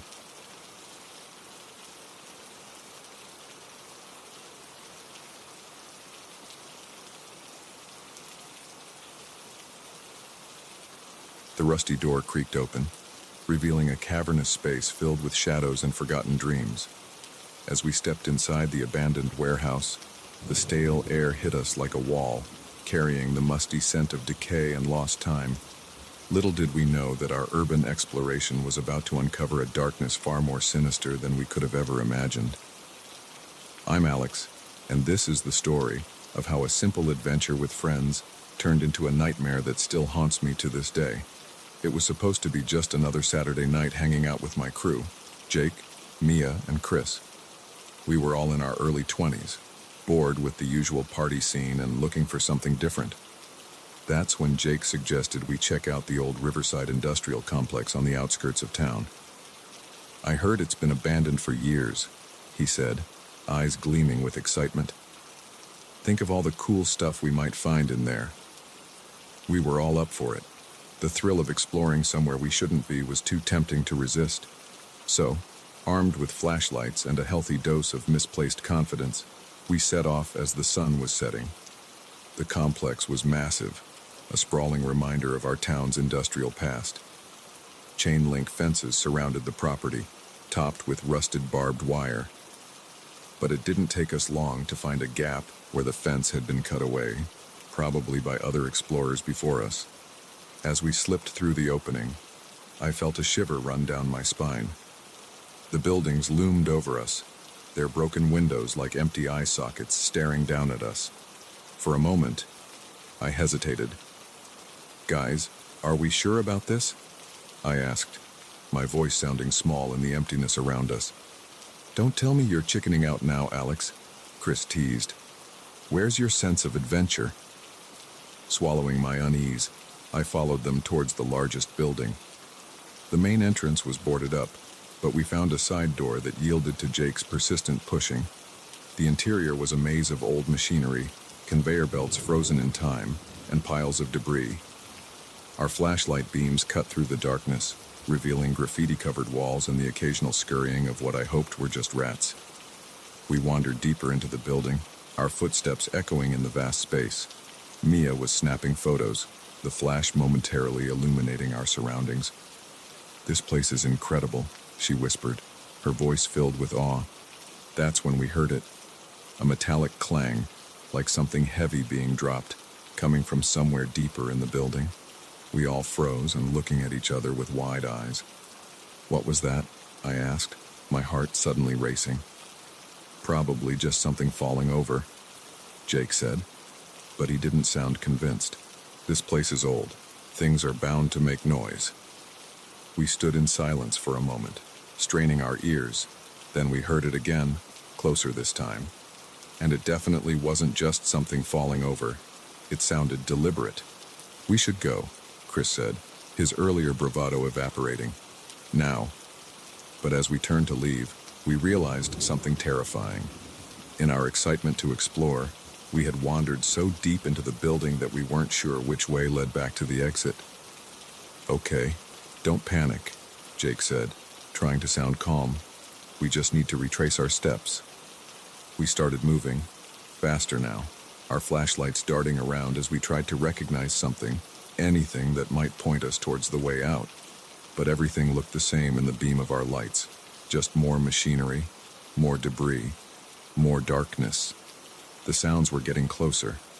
Now we could hear what sounded like voices, low and muffled, and footsteps, heavy and purposeful. "Hide," Mia hissed, pulling me behind a large piece of equipment. We crouched there, hardly daring to breathe, as the footsteps grew louder. Then, they stopped, right on the other side of our hiding spot. "I know you're in here," a gruff voice called out. "Come out now, and maybe we won't hurt you." My heart was pounding so hard I was sure they could hear it. I looked at my friends, seeing my own terror reflected in their eyes.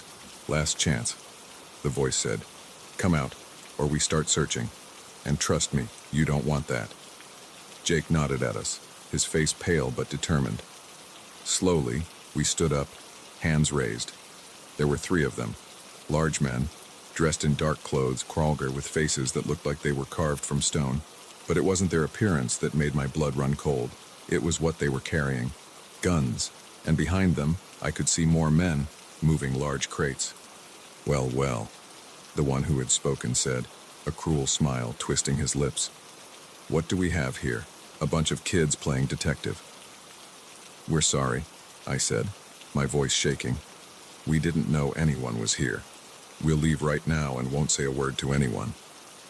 The man laughed, a sound devoid of any real humor. Oh, I don't think so. You see, you've stumbled into something much bigger than you can imagine, and we can't just let you walk away. That's when I realized the true gravity of our situation. We hadn't just wandered into an abandoned building. We had stumbled upon some kind of criminal operation, and these men had no intention of letting us go. What happened next is still a blur in my mind. I remember running, the sound of shouts and gunshots behind us. I remember the panic, the desperate search for an exit, any exit.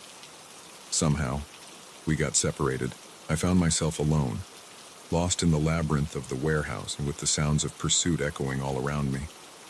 I ducked into what looked like an old office, my lungs burning as I tried to catch my breath. That's when I saw it. A window, small but big enough to squeeze through. And beyond it, the night sky. Freedom. With shaking hands, I managed to force the window open. It let out a loud creak, and I froze, sure that I had given away my position. But the footsteps I heard were moving away, not towards me. I was halfway out the window when I heard Mia's scream. It was distant, but unmistakable. For a moment, I hesitated. Could I really leave my friends behind? But then I heard more shouts, closer now, and my survival instinct took over. I tumbled out of the window, hitting the ground hard. Ignoring the pain, I scrambled to my feet and ran. I ran until my legs gave out, until I reached the populated part of town, until I finally felt safe enough to stop. The police didn't believe me at first. It sounded too fantastical, too much like a plot from a movie. But when my friends didn't turn up, when their families reported them missing, they had to take it seriously. They searched the warehouse complex, but found nothing. No evidence of any criminal activity, no sign of my friends. It was as if that night had never happened. But I know what I saw. I know what we stumbled into, and I know that somewhere out there, Jake and Mia and Chris are either dead or wishing they were. I don't go out much anymore. I can't shake the feeling that I'm being watched, that those men are out there waiting to silence me for good. Every noise makes me jump. Every shadow could be a threat. Sometimes, I wish I had never made it out of that warehouse. The guilt of leaving my friends behind eats at me every day. But then I remember the terror of that night, the cold determination in those men's eyes. And I know that my survival wasn't just luck. It was a responsibility. So I'm telling this story, hoping that someone will believe me, that someone will help me find out what really happened in that warehouse. Because I can't shake the feeling that what we discovered that night was just the tip of something much larger and much more dangerous. And somewhere out there, in the abandoned places we think are empty, evil is still lurking, waiting for its next unsuspecting victims.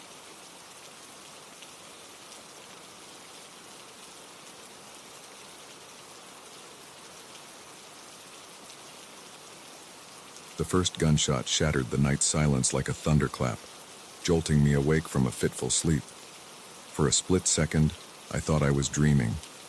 But as the echo faded, replaced by the sound of men shouting and branches snapping, I realized with growing horror that my peaceful getaway had just become a fight for survival. My name is Emma, and I never thought a solo trip to a remote cabin would turn me into prey. It was supposed to be a week of solitude and self-reflection. I'd been feeling burned out at work. My relationships were a mess, and I desperately needed to clear my head. When a friend offered me her family's cabin deep in the woods, it seemed like the perfect escape. The first few days were blissful. I hiked, read books by the fireplace, and enjoyed the simple pleasure of being disconnected from the world. No cell service, no Wi-Fi, just me and the great outdoors. But on the fourth night, Everything changed. The gunshot had come from somewhere to the east, maybe half a mile away. Close enough to hear clearly, far enough to give me hope that whatever was happening might pass me by. I slipped out of bed, my bare feet silent on the cold wooden floor, and peered out the window. The moon was full, casting an eerie, silvery light over the forest. At first, I saw nothing but trees and shadows. Then, a flash of movement caught my eye, a figure darting between the trees, heading in my direction. My heart began to race. I backed away from the window, trying to think rationally. It could be nothing. A hunter, maybe, though it was the wrong season, or a hiker who'd gotten lost and fired a shot to signal for help. But deep down, I knew it was something far more sinister. I quickly pulled on jeans and a sweater, shoving my feet into hiking boots. My mind raced as I tried to form a plan. The cabin had no landline, and my cell phone was useless out here. I was on my own. The shouting was getting closer. I could make out individual voices now, gruff and angry.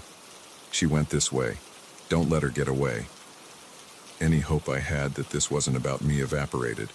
They were hunting someone, and that someone was close. Too close. I had seconds to decide.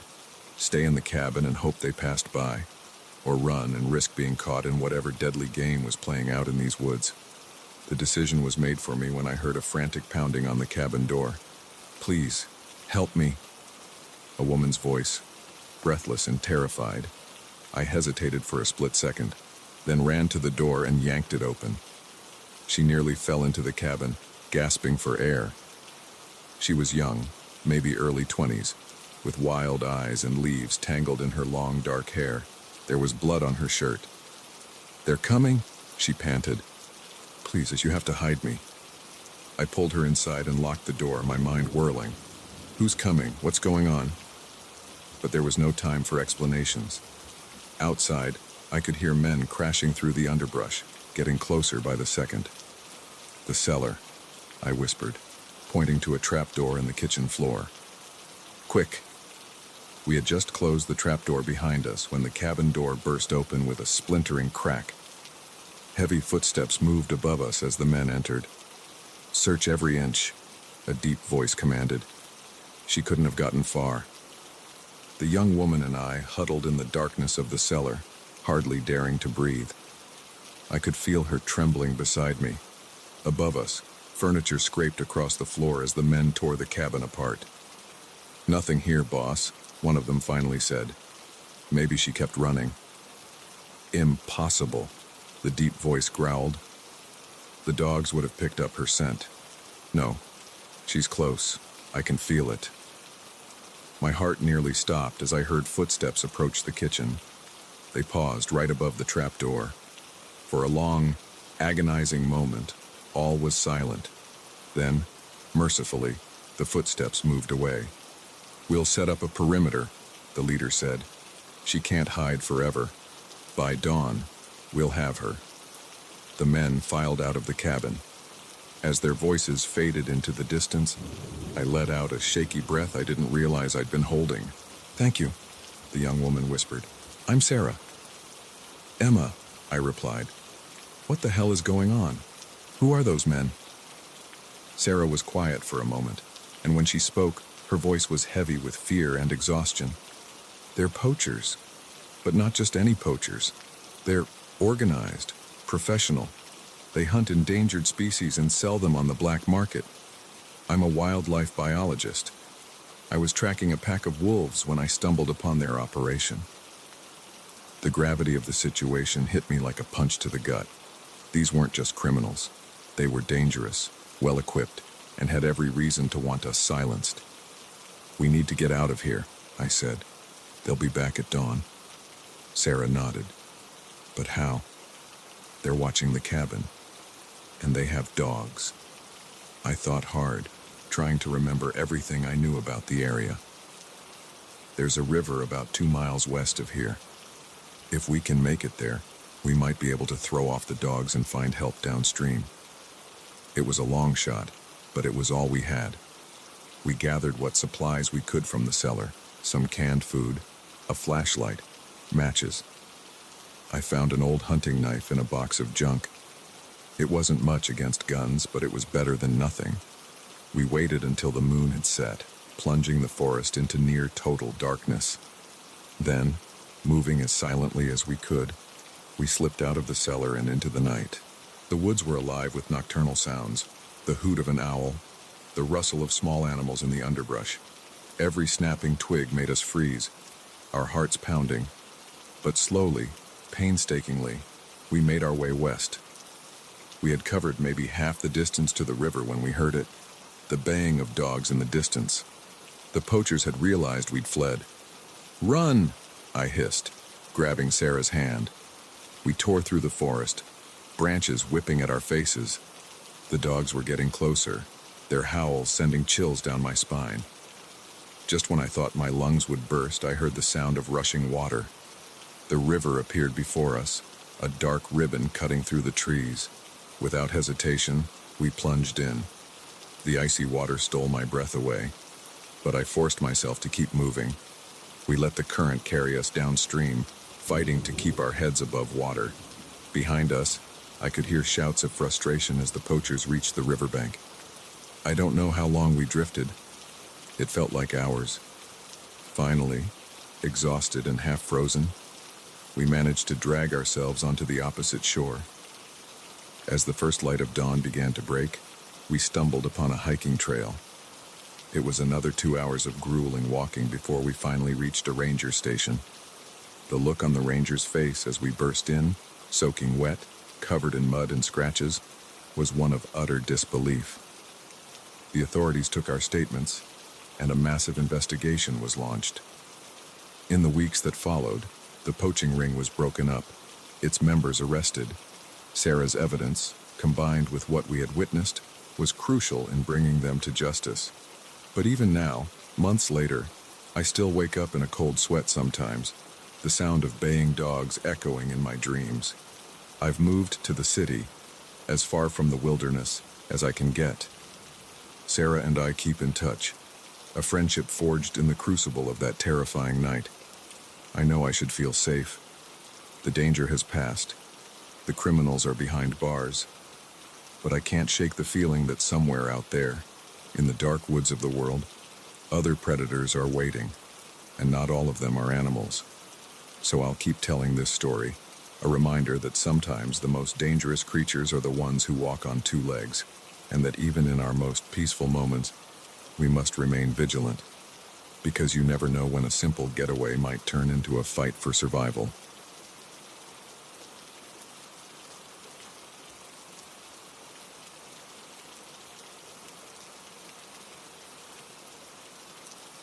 The old floorboards creaked beneath our feet as we tiptoed through the darkened hallway, our hearts pounding in unison with each careful step. It was supposed to be a romantic getaway, a chance for Mark and I to reconnect away from the chaos of city life. But as we heard the heavy footsteps ascending the stairs, I realized with a sickening dread that our quaint countryside inn had become a trap, and we were the prey. My name is Emily, and this is the story of how our dream vacation turned into a nightmare that would haunt us forever. It had all started so perfectly. Mark and I had been drifting apart lately, both of us consumed by our demanding careers and the daily grind of urban living. When we found an ad for a charming bed and breakfast nestled in the rolling hills of the countryside, it seemed like the perfect opportunity to rekindle our relationship. The Willow Creek Inn looked like something out of a fairy tale as we drove up the winding driveway. A beautiful Victorian-era house, surrounded by lush gardens and ancient willow trees. The innkeeper, a kindly old woman named Mrs. Abernathy, greeted us with warm smiles and freshly baked cookies. "You two are in for a treat," she said, her eyes twinkling. "We don't get many visitors this time of year. You'll have the whole place to yourselves." As she led us to our room, I couldn't help but feel a sense of excitement. This was exactly what we needed: peace, quiet, and time alone together. The first day was blissful. We explored the grounds, had a picnic by a babbling brook, and spent the evening cuddled up in front of a crackling fireplace. For the first time in months, I felt the tension melting away from my shoulders. Mark seemed more relaxed too, his smile coming easier, his laugh more frequent. It wasn't until our second night that things began to feel off. We had just finished a romantic dinner in the inn's dining room when we heard a car pull up outside. Curious, we peeked out the window to see a sleek black SUV parking next to our modest sedan.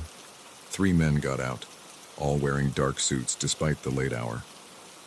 Probably just some businessmen, Mark said, but I could hear the uncertainty in his voice. We retreated to our room, trying to shake off the uneasy feeling. But as we lay in bed, I couldn't help but notice how quiet the inn had become.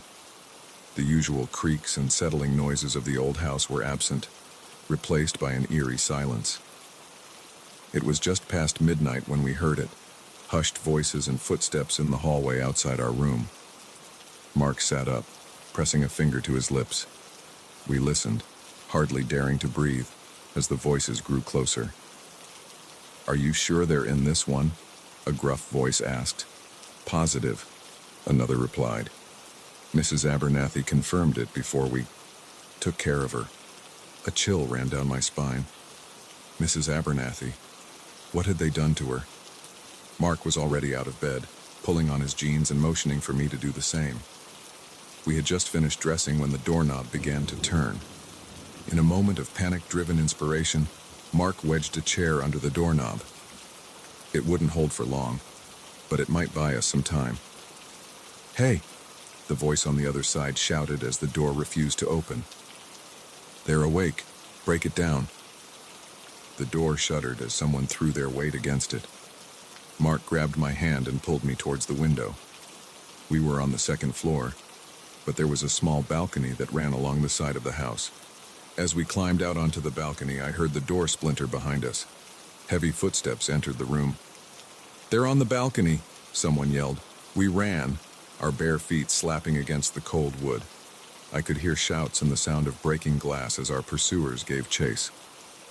At the end of the balcony, Mark boosted me onto the sloping roof of the inn's sunroom. He scrambled up after me, and we carefully made our way across the slick shingles. "There," a voice called from below. A flashlight beam cut through the darkness, illuminating us. The sharp crack of a gunshot split the night. I felt something whistle past my ear, and a small chunk of roofing material exploded near my foot. "Oh, God," I whimpered. "They're shooting at us." Mark's face was grim in the moonlight. "We need to get to the car. It's our only chance." We reached the edge of the roof. Below us, I could see our car, tantalizingly close. But between us and freedom were our armed pursuers. "On 3, Mark whispered, gripping my hand tightly. 1, 2, 3. We jumped, landing hard on the soft earth of one of Mrs. Abernathy's flower beds. Pain shot through my ankle, but adrenaline kept me moving. We sprinted for the car, zigzagging as more shots rang out behind us. I fumbled with the keys, my hands shaking so badly I could barely get them into the ignition. The engine roared to life just as one of the men reached us. He slammed his fist against the driver's side window, spiderweb cracks appearing in the glass. Mark threw the car into reverse, peeling away from the inn in a spray of gravel. In the rearview mirror, I could see the men running for their SUV. "Who are they?" I gasped, my heart still racing. "What do they want with us?" Mark shook his head, his knuckles white on the steering wheel. "I don't know, but we need to get to the police. Now." We sped through the winding country roads, the headlights of the SUV visible in our rearview mirror. Every time they got close, Mark would take a sharp turn or speed up, somehow managing to keep us just out of reach. As we crested a hill, I saw the welcoming lights of a small town in the distance. Hope surged through me. We were almost safe. But then, without warning, our car began to sputter and slow. "No, no, no," Mark muttered, frantically pressing the gas pedal. "Not now." The car rolled to a stop, steam billowing from under the hood. Behind us, I could see the SUV's headlights growing larger. "Run!" Mark shouted, already out of the car and pulling me with him. We dashed into a nearby field. the tall grass whipping at our legs as we ran. I could hear car doors slamming, voices shouting. The beam of a flashlight swept across the field. My lungs were burning, my legs felt like lead. But the sound of pursuit kept me going. We reached the edge of the field, where it bordered a dense forest. "In here," Mark panted, pulling me into the trees. We pushed through the underbrush, branches scratching at our faces and arms.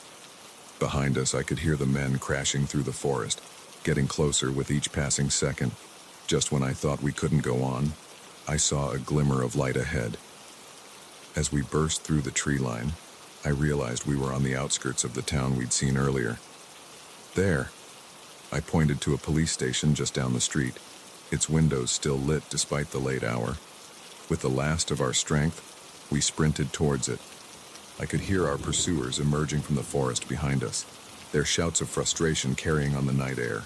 We burst into the police station, startling the officer at the desk. "Please," I gasped, collapsing against the counter. "Help us. They're trying to kill us." The next few hours passed in a blur of questions, statements, and cups of bad coffee. As dawn broke, we learned the truth. The men chasing us were part of a notorious crime syndicate. They had been using the inn as a front for their illegal operations, and Mrs. Abernathy had been their unwilling accomplice. When she'd tried to warn us, they'd silenced her, and then they'd come for us, seeing us as loose ends that needed tying up.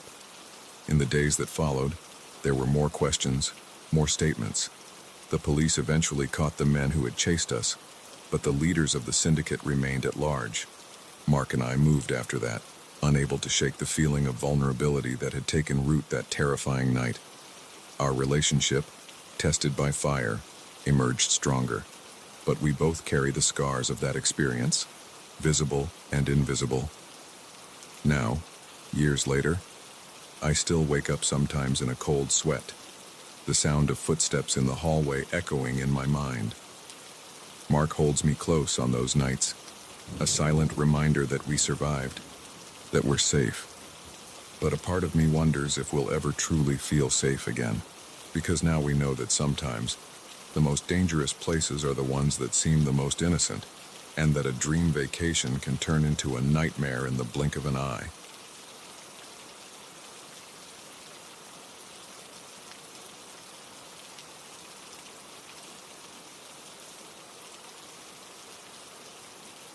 The click of the lock echoed through the room like a gunshot, freezing Mark and me in place.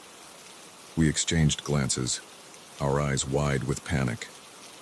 This wasn't how our romantic getaway was supposed to end.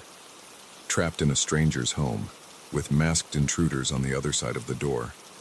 But as the handle began to turn, I realized our quiet countryside retreat had just become a fight for survival. "My name is Sarah, and what started as a second honeymoon turned into the most terrifying night of our lives." Mark and I had been married for 5 years, and like many couples, we'd fallen into a routine. Work, home, sleep, repeat. When we found a quaint bed and breakfast online, nestled in the rolling hills of a nearby rural county, it seemed like the perfect opportunity to rekindle our romance. The Willow Creek Inn was everything we'd hoped for. A beautiful Victorian-era house surrounded by gardens and towering oak trees. Mrs. Abernathy, the innkeeper, greeted us with warm smiles and freshly baked scones. "You two are in for a treat," she said, her eyes twinkling. "We don't get many visitors this time of year. You'll have the whole place to yourselves." The first day was blissful.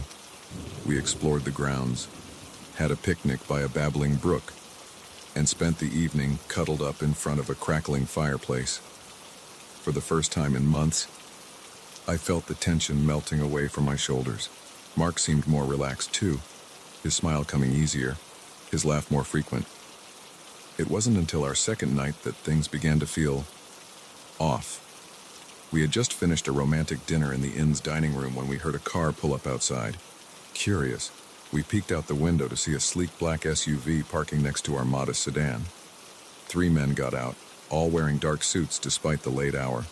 "Probably just some businessmen," Mark said, but I could hear the uncertainty in his voice. We retreated to our room, trying to shake off the uneasy feeling. But as we lay in bed, I couldn't help but notice how quiet the inn had become. The usual creaks and settling noises of the old house were absent, replaced by an eerie silence. It was just past midnight when we heard it. Hushed voices and footsteps in the hallway outside our room. Mark sat up, pressing a finger to his lips. We listened, hardly daring to breathe, as the voices grew closer. "Are you sure they're in this one?" a gruff voice asked.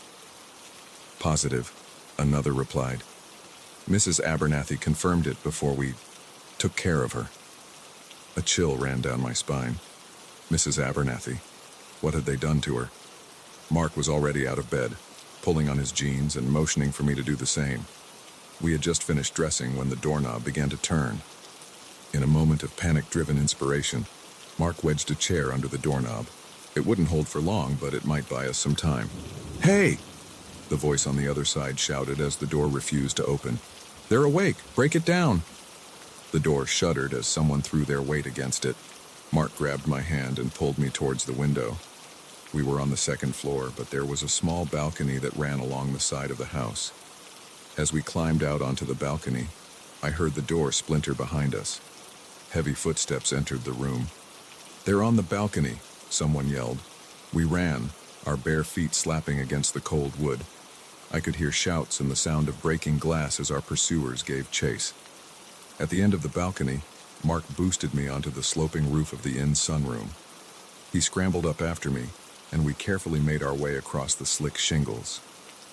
"There," a voice called from below.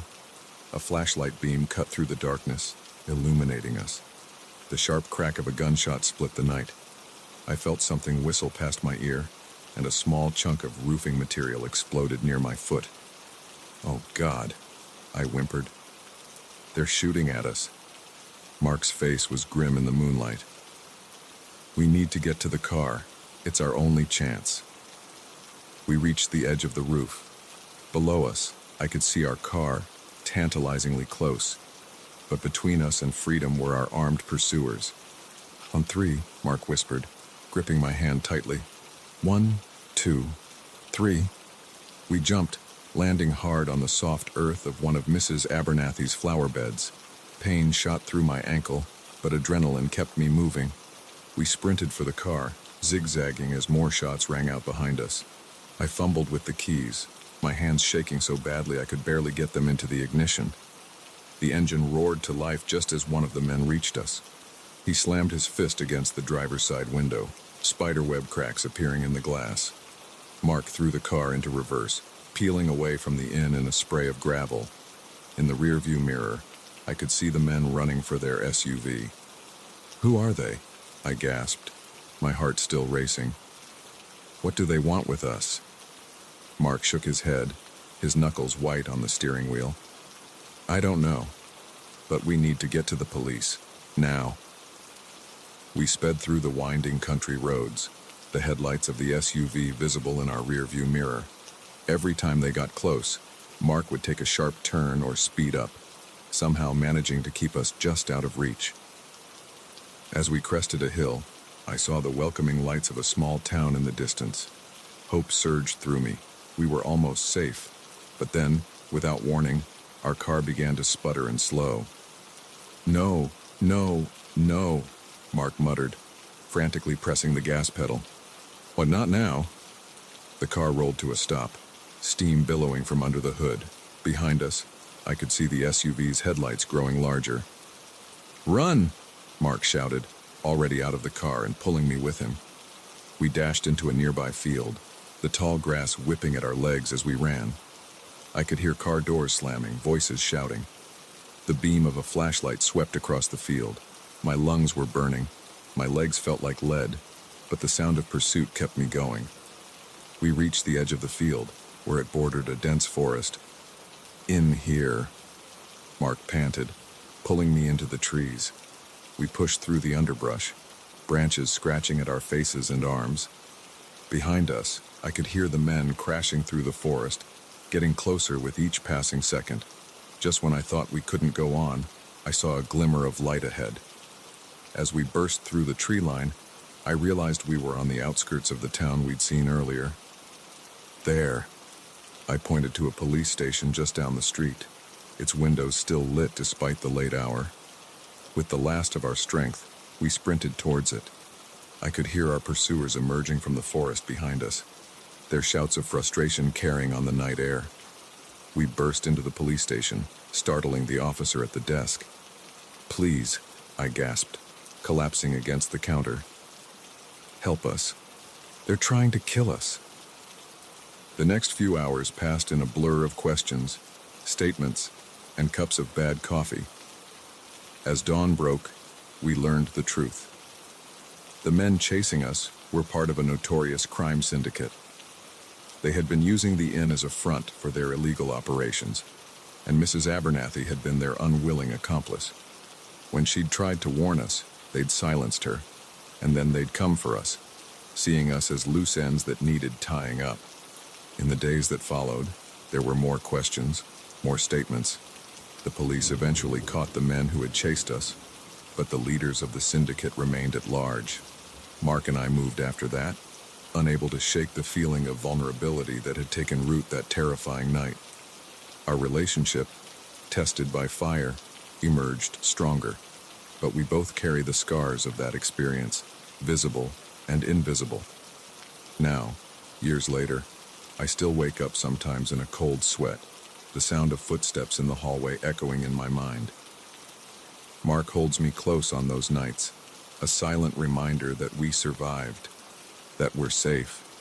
But a part of me wonders if we'll ever truly feel safe again, because now we know that sometimes the most dangerous places are the ones that seem the most innocent, and that a dream vacation can turn into a nightmare in the blink of an eye.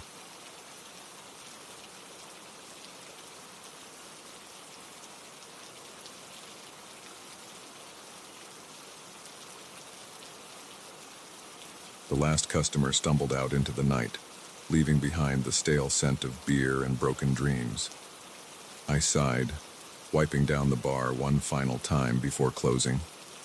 That's when I heard it, a soft thud from the storage room. My heart skipped a beat. I was supposed to be alone, but something told me this night was far from over. I'm Jenny, and I've been tending bar at the Rusty Nail for 3 years now. It's not glamorous work, but it pays the bills, and I've grown fond of the regulars. Tonight, though, as I stood frozen behind the bar, straining my ears for another sound, I realized how vulnerable I truly was. The storage room door creaked open slowly, and a figure emerged from the shadows. It wasn't anyone I recognized. A man, tall and lean, with a face that seemed carved from stone. His eyes locked onto mine, and I felt a chill run down my spine. "We're closed," I managed to say, my voice sounding thin and weak even to my own ears. He smiled, but it didn't reach his eyes. "Oh, I'm not here for a drink, Jenny." The fact that he knew my name sent a fresh wave of fear through me. I glanced at the phone behind the bar, calculating my chances of reaching it before he could stop me. As if reading my mind, he pulled out a gun, its metal gleaming dully in the low light. "I wouldn't if I were you," he said calmly. My mind raced. Who was this man? What did he want? And how the hell was I going to get out of this alive? "Look," I said, trying to keep my voice steady, "if this is a robbery, take whatever you want. There's cash in the register and—" He cut me off with a laugh. "This isn't about money, Jenny. This is about information. Information that I believe you have." I stared at him, bewildered. "I don't know what you're talking about. I'm just a bartender." He moved closer, his eyes never leaving mine. "Oh, I think you know more than you're letting on. You see, we've been watching this place for a while now. We know about the little side business your boss has been running, and we know that you're not just a simple bartender." My blood ran cold.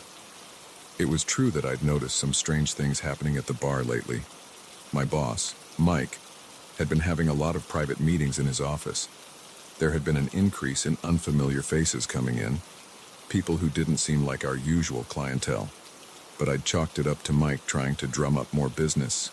"I really don't know anything," I insisted. "Whatever Mike's involved in, he hasn't told me about it." The man's expression hardened. "I don't believe you.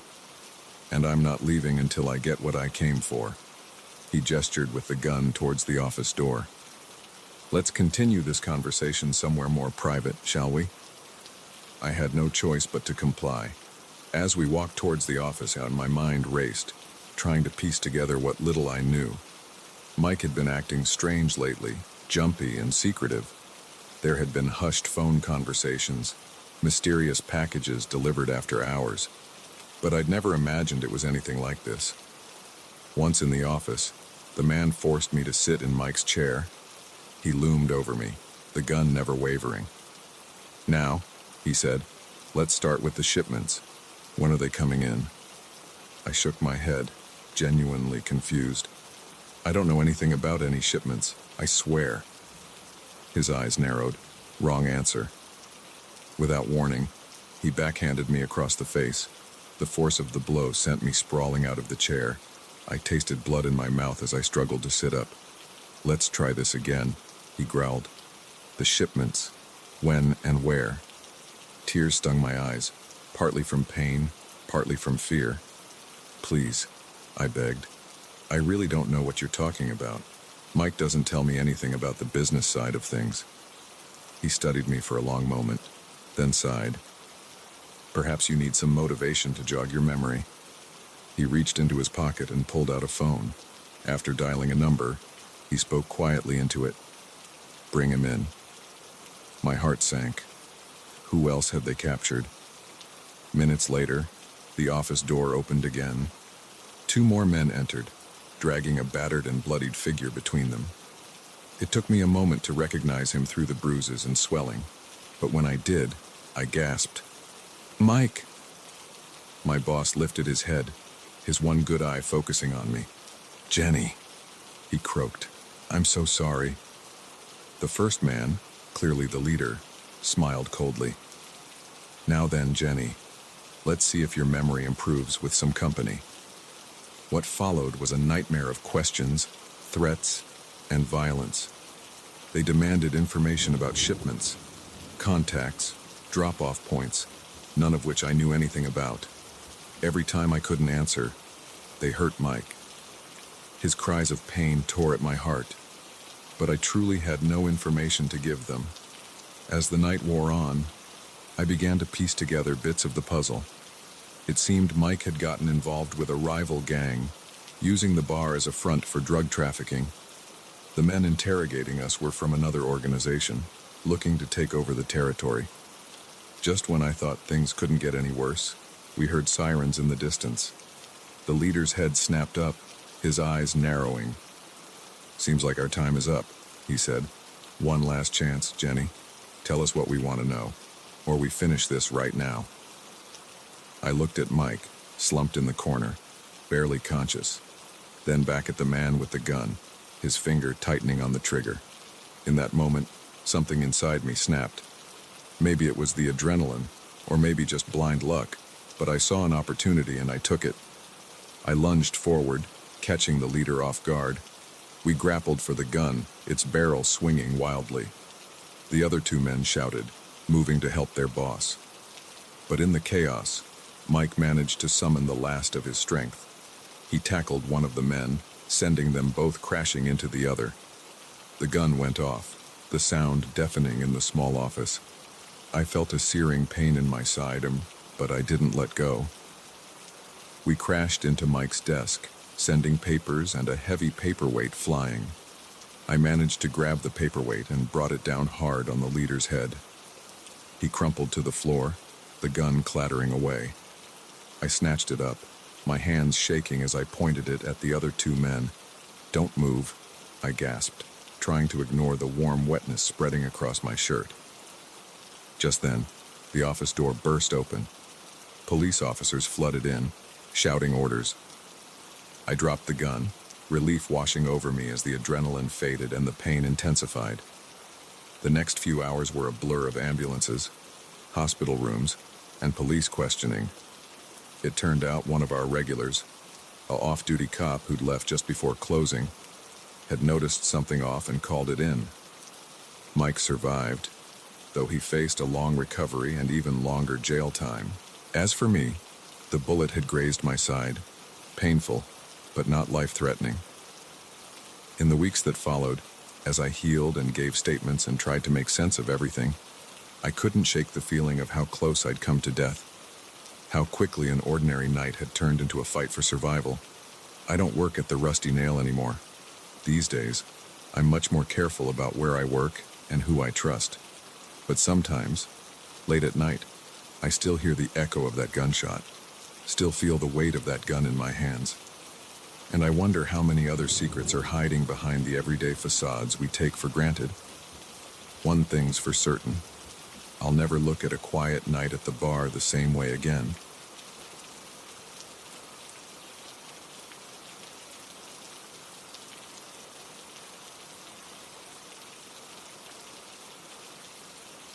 The key turned in the lock with a soft click, and I froze, my heart pounding in my chest.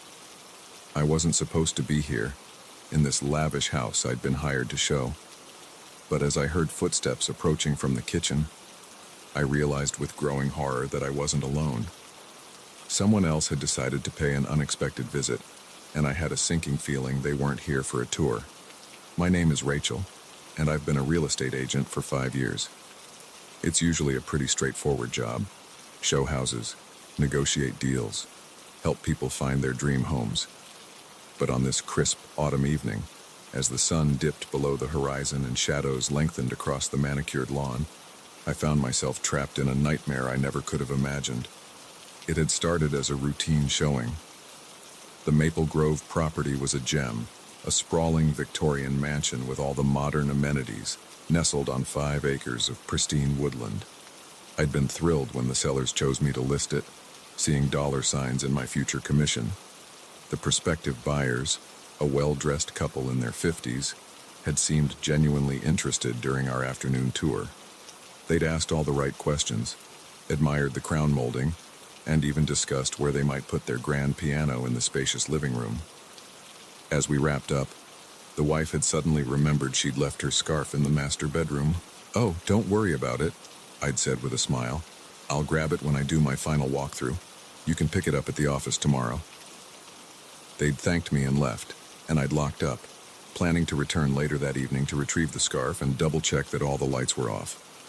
It was a service I often provided for high-end listings, just to ensure everything was perfect for the next showing. Now, as I stood frozen in the entryway, I cursed my dedication to customer service. The scarf lay forgotten on a nearby table. I'd found it almost immediately upon entering, but before I could grab it and leave, I'd heard the unmistakable sound of a key in the lock. My first thought was that the owners had returned unexpectedly, but as I heard low voices and the sound of heavy objects being moved, I knew this was something else entirely. I crept towards the kitchen, my heart racing. Through the partially open door, I could see 2 men I didn't recognize. They were dressed in dark clothing, and one was carrying what looked like a crowbar. "Check upstairs," the taller one grunted. "I'll start down here. Remember, we're looking for the safe. It's got to be here somewhere." Burglars. I was witnessing a break-in. My mind raced, trying to remember if I'd armed the security system when I entered. I didn't think I had. After all, I was planning to be in and out in just a few minutes. I backed away slowly, trying to figure out my next move. The front door was out. They'd surely hear me. My best bet was to find a place to hide and call the police. But as I reached for my phone, my blood ran cold. It wasn't in my pocket. With a sinking feeling, I remembered setting it down on the kitchen counter when I first walked in. The sound of footsteps on the stairs told me the second man was heading up. I had to move, and fast. I slipped into the nearby study, easing the door shut behind me. The room was dark, lit only by the faint glow of streetlights filtering through the heavy curtains. I scanned the room desperately, looking for a hiding spot. The massive mahogany desk? Too obvious. The floor-to-ceiling bookshelves? No good. Then I spotted it. A small door, almost hidden behind a potted plant. The entrance to a dumbwaiter, an old-fashioned feature that had charmed the prospective buyers earlier that day. Without hesitation, I squeezed inside, pulling the door closed just as I heard someone enter the study. Through the slats in the door, I could see the beam of a flashlight sweeping across the room. "Nothing in here," a voice called out. "You find anything upstairs?" "Nah," came the reply. "But keep looking. That safe's gotta be somewhere." I held my breath as the man in the study moved around, opening drawers and tapping on walls. Every second felt like an eternity. What if they found me? What would they do? Just when I thought I couldn't take the tension anymore, I heard a shout from upstairs. "Hey, I think I found something." The man in the study rushed out, and I let out a shaky breath. But my relief was short-lived. I was still trapped, with no way to call for help. I waited a few minutes, straining my ears for any sound of the intruders returning. When I was sure the coast was clear, I slowly eased the dumbwaiter door open and crept out. The house was silent, but I knew the burglars were still here somewhere. I had to get to my phone and call for help. Moving as quietly as I could, I made my way towards the kitchen. I had just reached the doorway when I heard a triumphant shout from upstairs. "Got it!" The safe was behind a painting in the master bedroom. Footsteps thundered down the stairs. I ducked behind a large potted plant, praying they wouldn't come into the kitchen. But luck wasn't on my side. The two men burst in, their faces flushed with excitement. "Let's get this thing open and get out of here," the taller one said, hefting a small safe onto the kitchen island. That's when I saw it. My phone, still sitting on the counter where I'd left it. It was so close, yet impossibly far away. If I could just reach it. As the men focused on cracking the safe, I inched forward, my hand stretching out towards my lifeline. Just a little further. My fingers closed around the phone and I nearly sobbed with relief. But as I started to retreat, my elbow knocked against a vase. It teetered for a heart-stopping moment, then crashed to the floor. The burglars whirled around, their eyes locking onto me. For a moment, we all froze, equally shocked by the other's presence. Then, chaos erupted. I bolted for the back door, fumbling with the lock as shouts and curses filled the air behind me. I burst out into the cool night air, my lungs burning as I sprinted across the lawn.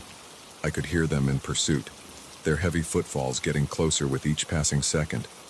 I veered towards the woods at the edge of the property, hoping to lose them in the darkness. Branches whipped at my face as I crashed through the underbrush. I could hear them behind me, crashing through the woods, getting closer. My foot caught on a root, and I went down hard, the air rushing out of my lungs. As I struggled to my feet, a hand grabbed my arm, yanking me around. I found myself face to face with the taller burglar, his eyes wild with anger and fear. "You shouldn't have been here," he growled, raising his fist.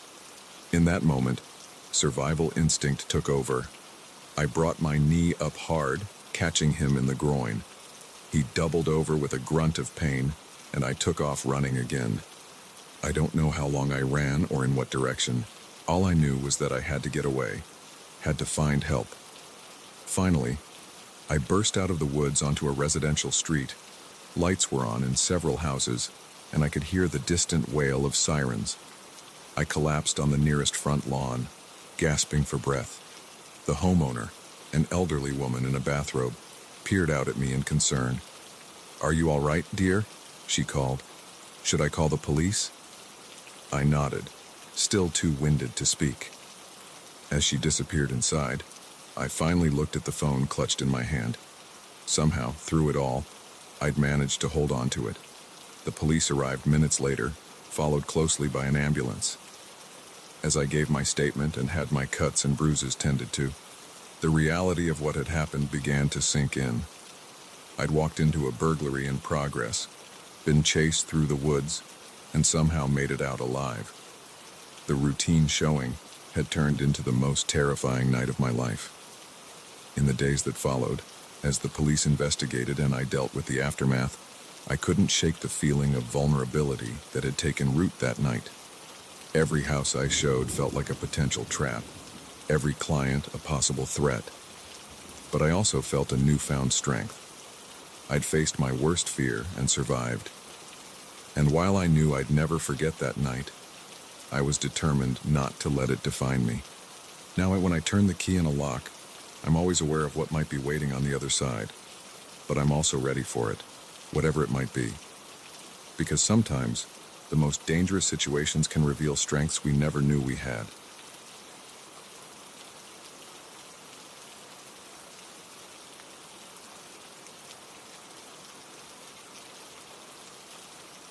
The soft hum of machinery was the only sound in the dimly lit corridor as I made my final rounds. It was 2 a.m., and the research facility was eerily quiet. I'd been working as a night janitor here for months, but something felt different tonight. The air was thick with tension, as if the building itself was holding its breath. I never could have imagined that in a matter of minutes, my mundane job would thrust me into a nightmare of corporate espionage and deadly secrets. My name is Carlos, and this is the story of how I uncovered a conspiracy that nearly cost me everything. I'd taken the night shift job at Genticor Laboratories to help pay for my sister's medical bills. It wasn't glamorous work, but it paid better than most janitorial positions, thanks to the strict confidentiality agreements we had to sign. Genticor was at the forefront of genetic research, and they guarded their secrets zealously. That night started like any other. I cleaned the offices, emptied trash bins, and mopped floors. But as I approached the main research lab on the 3rd floor, I noticed something unusual. The door was ajar, and a faint light spilled out into the hallway. I frowned. The lab was supposed to be locked and empty at this hour. Thinking perhaps one of the scientists had forgotten to turn off a computer, I pushed the door open wider. What I saw inside made my blood run cold. 2 figures in dark clothing were hunched over a computer terminal, furiously typing and downloading files onto a portable drive. They weren't any scientists I recognized, and the ski masks they wore made their intentions clear. I must have made a sound because suddenly, both figures whirled around. For a moment, we all froze, equally shocked by the other's presence. Then, chaos erupted. One of the intruders lunged at me while the other frantically tried to finish the download. I stumbled backward, my mind racing. I had to alert security, but the nearest alarm was at the end of the hall. I turned and ran, my heart pounding in my chest. I could hear heavy footsteps behind me, gaining quickly. Just as I reached for the alarm, a hand grabbed my collar, yanking me backward. I hit the ground hard, the wind knocked out of me. As I gasped for air, a face loomed over me, eyes cold behind the ski mask. "You shouldn't have seen this," a gruff voice said. "Now we have a problem." Fear coursed through me as I realized the gravity of my situation. These weren't simple thieves, they were corporate spies, and I was a loose end. In a desperate move, I kicked out, catching my attacker off guard. He stumbled back, giving me just enough time to scramble to my feet. I slammed my hand on the alarm, and immediately, the hallway was filled with the piercing wail of sirens. The intruders cursed, and I heard the sound of running feet. But I couldn't focus on that now. I had to find a safe place to hide until security arrived. I ducked into a nearby supply closet, wedging myself behind shelves of cleaning products. My heart was racing so fast I was sure they would hear it. Minutes passed like hours as I waited, straining to hear any sound over the blaring alarm. Finally, I heard shouts and the sound of security guards running down the hall. I let out a shaky breath, thinking the danger had passed. I couldn't have been more wrong. As I stepped out of the closet, a hand clamped over my mouth, and I was dragged backward into an empty office. I found myself face to face with one of the intruders. "Listen carefully," he hissed. "You're going to tell security you saw someone running away. You didn't get a good look, understand?" I nodded, too terrified to do anything else. "Good. Because if you say anything else, we know where you live. We know about your sister. Don't test us." He shoved me out of the office just as security rounded the corner. I gave them the story the intruder had fed me, my voice shaking. They seemed to buy it, thanking me for sounding the alarm and asking me to give a formal statement in the morning.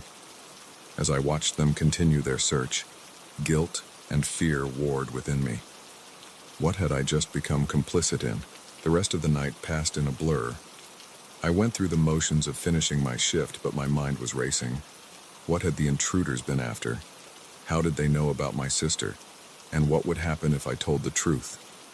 When I finally got home, exhausted and on edge, I found a note taped to my door. Remember, not a word. The next few days were a nightmare of paranoia. I jumped at every shadow, constantly looking over my shoulder. When I gave my statement to the company's security team, I stuck to the story, hating myself for every lie. But as the investigation continued, I noticed strange things happening.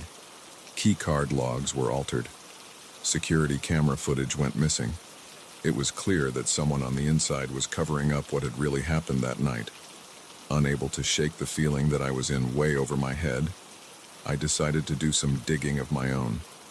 I started paying closer attention to the scientists' conversations, noting which projects seemed to be causing the most stress. It was during one of these eavesdropping sessions that I overheard something that made my blood run cold. Two researchers were arguing in hushed tones about the ethical implications of their latest project, something called Operation Lazarus. "We're playing God here," one of them said. "But if this gets out, it'll make the human cloning debate look like a schoolyard argument." I didn't understand all the scientific jargon, but I got the gist. Gentacor was working on something big, something that pushed the boundaries of science and ethics, and someone was willing to kill to get their hands on it. Armed with this new information, I faced a difficult choice. I could keep my head down, stay quiet, and hope that the danger would pass. Or I could try to uncover the truth and potentially put myself and my sister at risk. In the end, the decision was made for me. When I arrived at work the next night, I found the lab in chaos. There had been a fire, destroying key research materials. As I helped clean up the debris, I overheard the CEO talking to the head of security. "This was no accident," he said grimly. "Someone's trying to stop our research. Find out who's behind this, whatever it takes." I realized then that the stakes were higher than I could have imagined. This wasn't just about corporate espionage. Lives were at risk, possibly including my own. Over the next week, I became an amateur detective. I used my access as a janitor to snoop through offices after hours, piecing together bits of information. I discovered that Operation Lazarus was a revolutionary gene therapy that could potentially cure a wide range of genetic disorders, but it could also be used to enhance human abilities beyond natural limits. The more I uncovered, the more dangerous my position became. I was sure I was being watched, both at work and at home.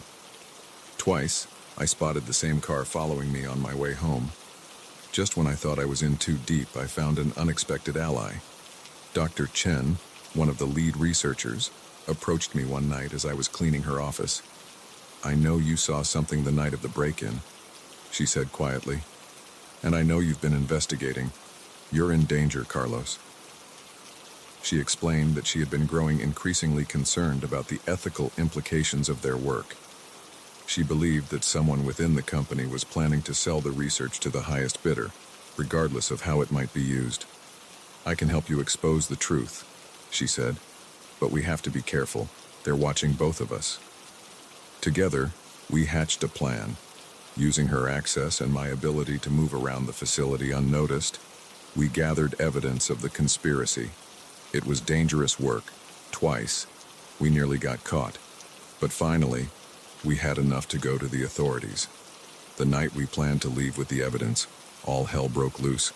Alarms blared as we tried to exit the building. Security guards and men in dark suits swarmed the halls. In the chaos, Dr. Chen and I got separated. I managed to slip out a side exit, the flash drive with our evidence clutched tightly in my hand. As I ran towards my car, I heard gunshots behind me. My heart sank as I realized Dr. Chen might not have made it out. The next few days were a blur of police interviews and media frenzy. The story broke wide open. A cutting-edge biotech company, groundbreaking research with terrifying potential, and a conspiracy that reached to the highest levels of corporate leadership. In the end, Several Genticor executives were arrested, the company's stock plummeted, and the future of Operation Lazarus was uncertain. Dr. Chen survived her injuries and was hailed as a whistleblower. As for me, I was offered a hefty settlement in exchange for my silence about certain aspects of the case. I used the money to pay off my sister's medical bills and start a small business of my own. But even now, years later, I sometimes wake up in a cold sweat, remembering the terror of those nights at Genticor. I've learned that sometimes the most ordinary jobs can lead us into extraordinary and dangerous situations, and that the choice to do the right thing, no matter the cost, can change everything.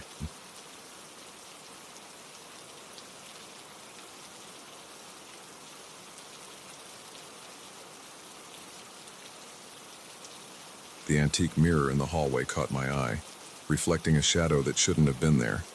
I blinked, and it was gone. But as I turned back to the pile of mail I'd been sorting, a chill ran down my spine. I was supposed to be alone in this sprawling mansion, but a creeping sensation told me otherwise. Little did I know, my comfortable job as a house-sitter was about to plunge me into a terrifying game of cat and mouse with an intruder I couldn't see. My name is Olivia, and I've been house-sitting for the wealthy and elite for the past 5 years.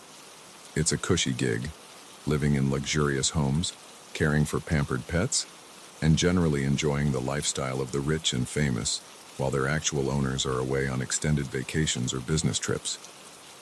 The Thornton estate was my most impressive assignment yet, a 10,000 square foot Victorian mansion set on 20 acres of manicured grounds. The Thorntons, a reclusive tech billionaire and his socialite wife, had left for a 3-month world tour. They'd given me a thorough tour of the house before they left, pointing out the state-of-the-art security system, the army of groundskeepers and cleaners who would be coming and going, and the extensive list of daily tasks to keep their home running smoothly. For the first 2 weeks, everything was perfect. I spent my days lounging by the pool, exploring the vast library, and taking long walks in the immaculately landscaped gardens. But then, little things started to feel off. It began with small inconsistencies. A book I was sure I'd left on the coffee table would be back on the shelf. The temperature in rooms would change inexplicably. Once, I could have sworn I heard footsteps upstairs when I was in the kitchen, but when I went to check, all the rooms were empty. I tried to rationalize it. Old houses settle. My memory was playing tricks on me. The advanced climate control system was just doing its job, but the feeling of being watched persisted, growing stronger with each passing day. Then came the night of the mirror incident. I'd been sorting through the day's mail when I saw that shadow, there and gone in an instant.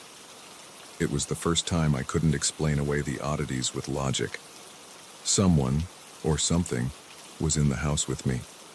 Sleep didn't come easily that night. I lay awake, straining my ears for any sound out of place. Just as I was drifting off, a soft thud from downstairs jolted me back to full alertness. My heart raced as I slipped out of bed, grabbing my phone and the heavy flashlight I kept on the nightstand. I crept down the grand staircase, my bare feet silent on the plush carpet. The house was dark, shadows stretching ominously in the faint moonlight filtering through the windows.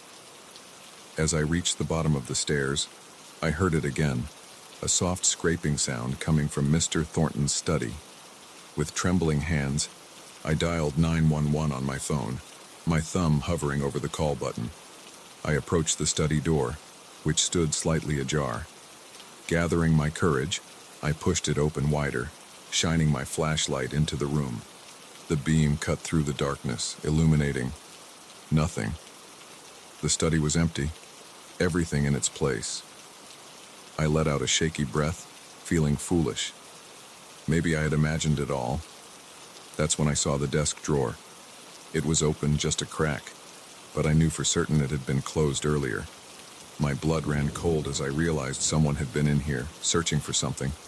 I backed out of the study, my eyes darting around wildly. The intruder could still be in the house.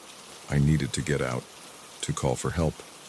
But as I turned to run, I collided with something solid, something that shouldn't have been there.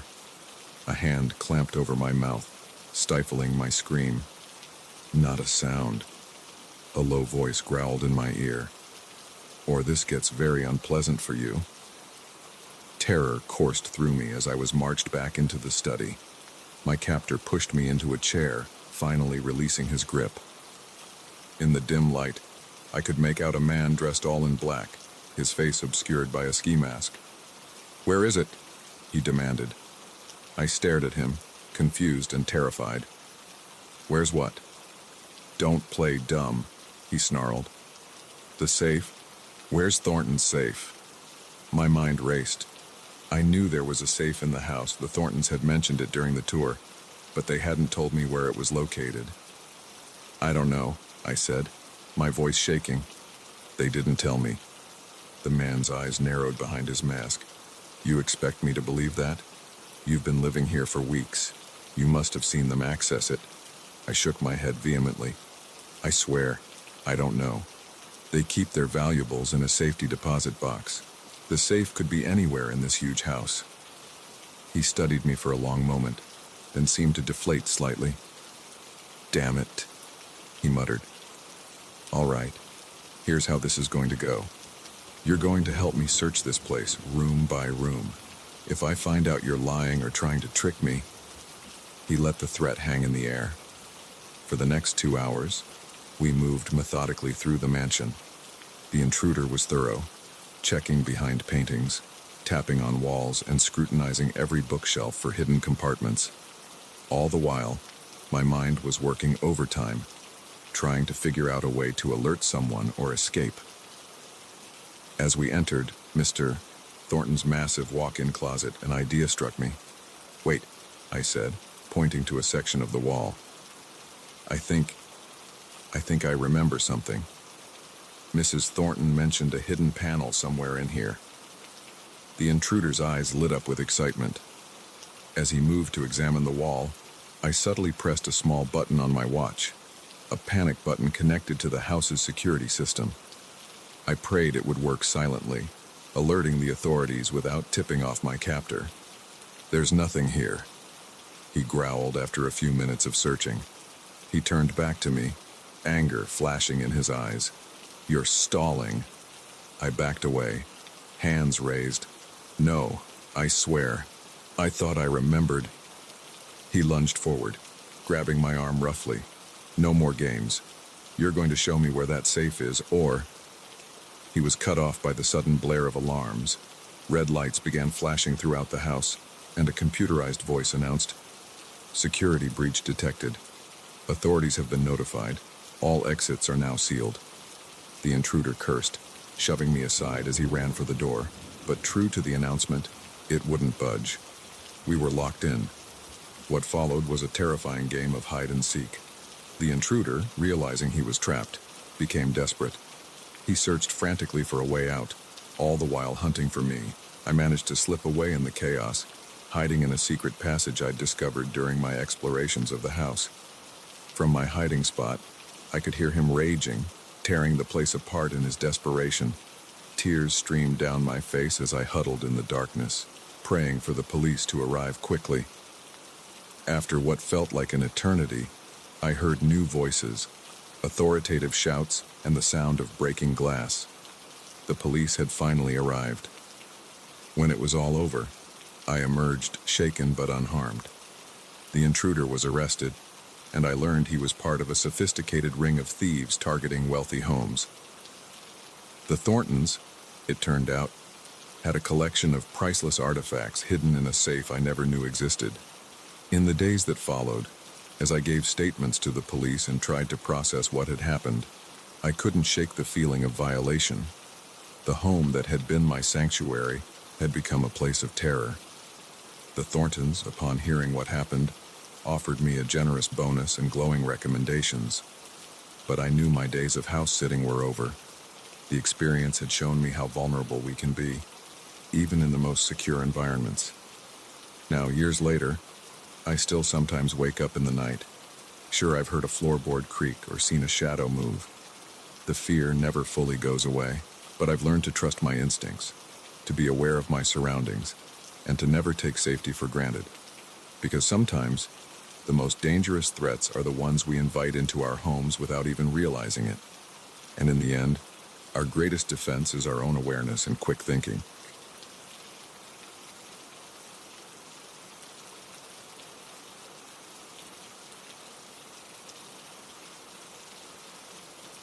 The rhythmic patter of rain against my windshield was suddenly interrupted by a flash of movement on the roadside. A figure, hunched and desperate, thumb outstretched. I hesitated for a split second before pulling over, my instinct to help overriding the nagging voice of caution in the back of my mind. As the stranger climbed into my car, I had no idea that this simple act of kindness would lead me down a dark and terrifying path. My name is Jack, and I've always prided myself on being a good Samaritan. Growing up in a small town, helping others was second nature. But on this stormy night, as I drove home from a late shift at the hospital where I worked as a nurse, my compassion would be tested in ways I never imagined. The man who slid into my passenger seat was soaked to the bone, his clothes clinging to a lean frame. He had a scruffy beard and deep-set eyes that darted around nervously before settling on me. "Thanks for stopping," he said, his voice gruff but grateful. Not many people would have in this weather. I smiled, trying to put him at ease. "No problem. Where are you headed?" "Just up the road a ways," he replied vaguely.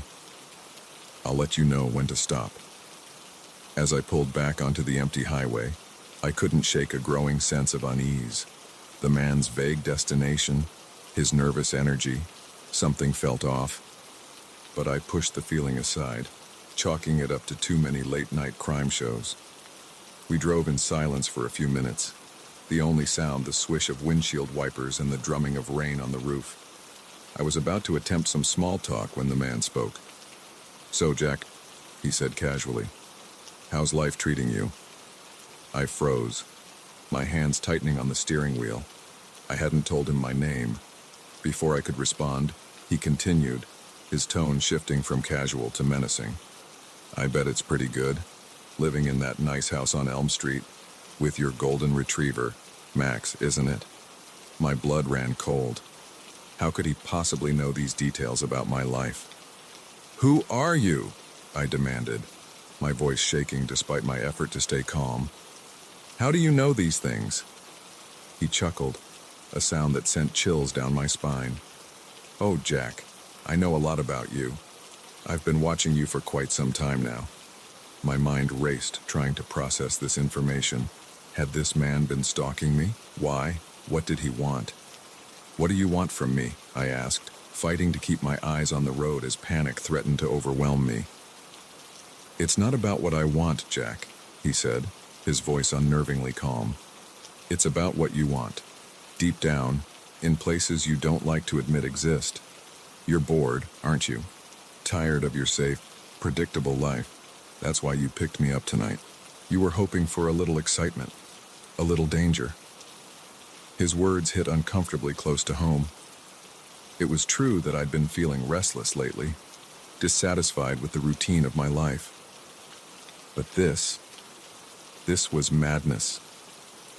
"You're wrong," I said, more forcefully than I felt. "I picked you up because it was raining and I felt sorry for you. That's all." He laughed again, a sound that seemed to fill the car. "Oh, Jack, always the good Samaritan, always trying to do the right thing. But we both know that's not the whole truth, is it?" I gripped the steering wheel tighter, knuckles turning white. "I want you to get out of my car. Now." "I'm afraid I can't do that," he said, his voice taking on a dangerous edge. "You see, we're not done yet. Not by a long shot." Panic surged through me. I had to get away from this man. I pressed down on the accelerator, the car lurching forward as I searched desperately for somewhere to turn off, somewhere with people. "That won't work, Jack," he said calmly. "There's nowhere to go. It's just you and me out here." He was right. The road stretched out endlessly before us, empty and dark. I realized with growing horror that I had no idea where we were. How long had we been driving? It felt like hours had passed, but that couldn't be right. "What did you do to me?" I asked, my voice barely above a whisper. "Nothing you didn't allow," he replied. "You let me in, Jack. You opened the door." Suddenly, the car sputtered and died. We coasted to a stop on the side of the road, surrounded by darkness. I turned the key, but the engine refused to start. "Perfect timing," the man said, smiling that unsettling smile again. "Shall we continue our conversation outside?" "I'm not going anywhere with you," I said, trying to sound braver than I felt. He sighed, as if disappointed by my lack of cooperation. Jack, when will you learn? You don't have a choice in this. You never did." He reached for me, and I recoiled, fumbling for the door handle. But it wouldn't budge. I was trapped. "Don't fight it," he said softly. "It'll be easier if you don't fight." As his hand closed around my arm, I felt a strange sensation wash over me. The world began to blur and shift, colors bleeding into one another. The last thing I remember is his voice, echoing as if from a great distance. "Welcome to your new reality, Jack. I hope you enjoy the ride."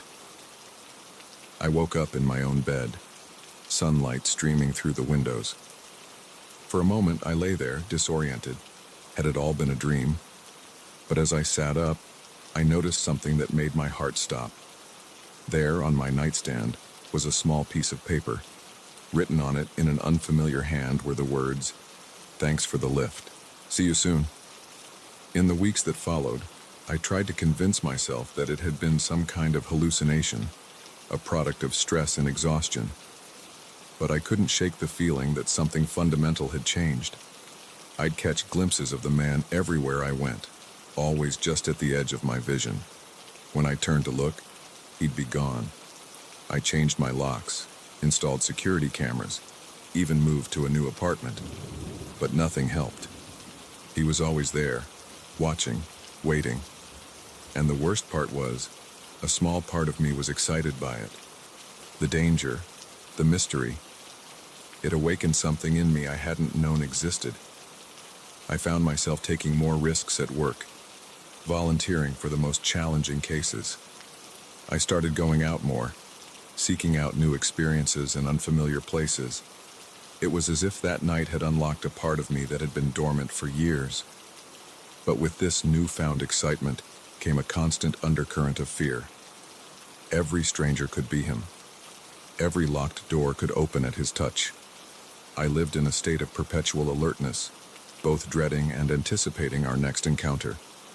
It came on a rainy night, much like the one where it all began. I was walking home from a late shift, the streets empty and slick with rain. As I turned onto my street, I saw him standing under a streetlight, that same unsettling smile on his face. "Hello, Jack," he said as I approached. "Ready for another ride?" I should have run. I should have called for help. But instead I found myself nodding, a mix of terror and exhilaration coursing through me. As we walked towards his car, I realized that I had changed. The old Jack would never have agreed to this, would have fought against the danger and the unknown. But this new Jack, the one born on that fateful rainy night, craved the thrill of the unexpected. "Where are we going?" I asked as I slid into the passenger seat. He grinned, his eyes glinting in the darkness. "Wherever the road takes us, Jack. Are you ready for that?" As we drove off into the night, the rain pounding on the roof, I knew that my life would never be the same. I had opened a door to a world of shadows and secrets, of danger and excitement, and despite the fear that still gnawed at me, I couldn't bring myself to close it. Now, as I sit here telling you this story, I'm not sure what's real anymore. Am I losing my mind? Or did I really invite something sinister into my life that night on the rain-soaked highway? All I know is that I can't trust my own perceptions. Every stranger could be him. Every locked door could open at his touch. So let my story be a warning. The next time you see a hitchhiker on a dark and stormy night, think twice before stopping. Because you never know who or what you might be letting into your life. And once they're in, they may never leave.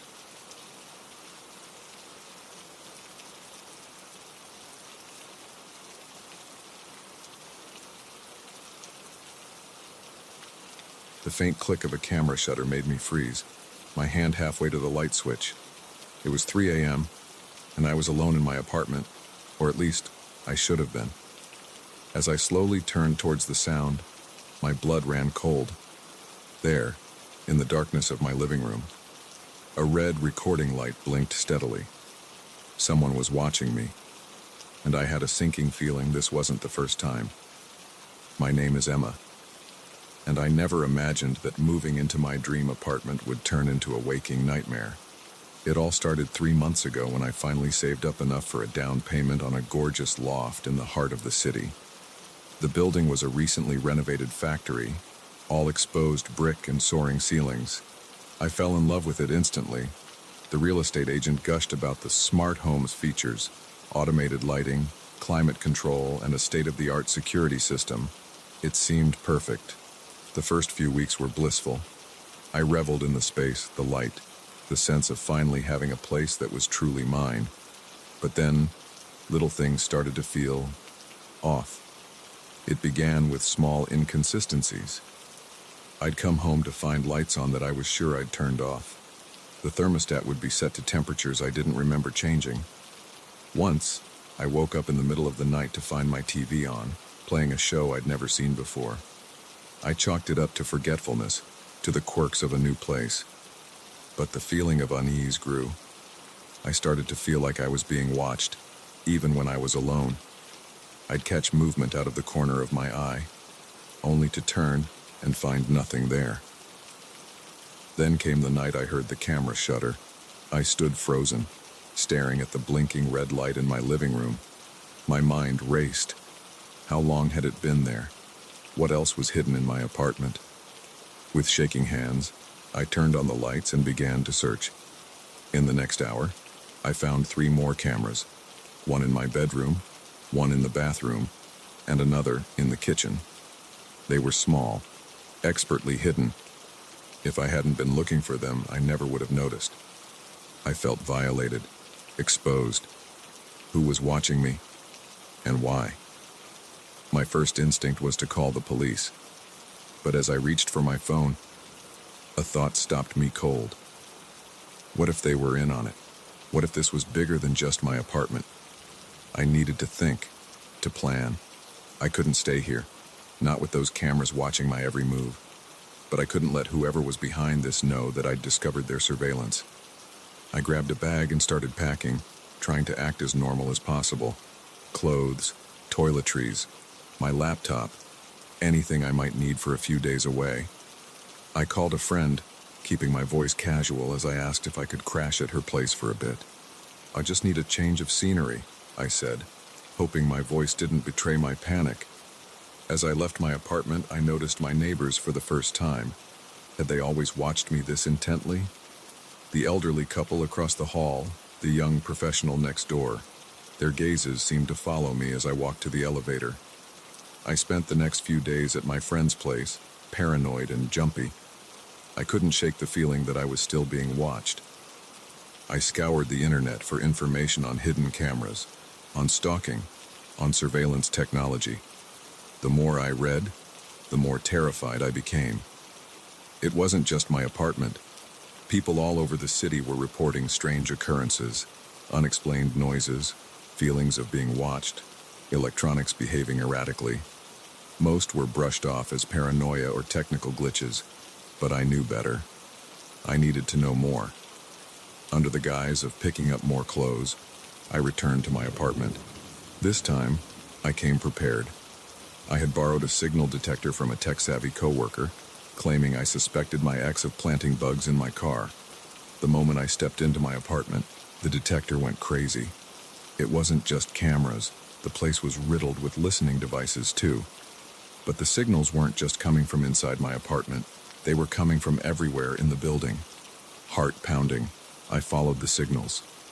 They led me to a locked door in the basement, one I'd never noticed before. The sign read, "Maintenance authorized personnel only." But the signal detector told a different story. Whatever was behind that door was the source of the surveillance.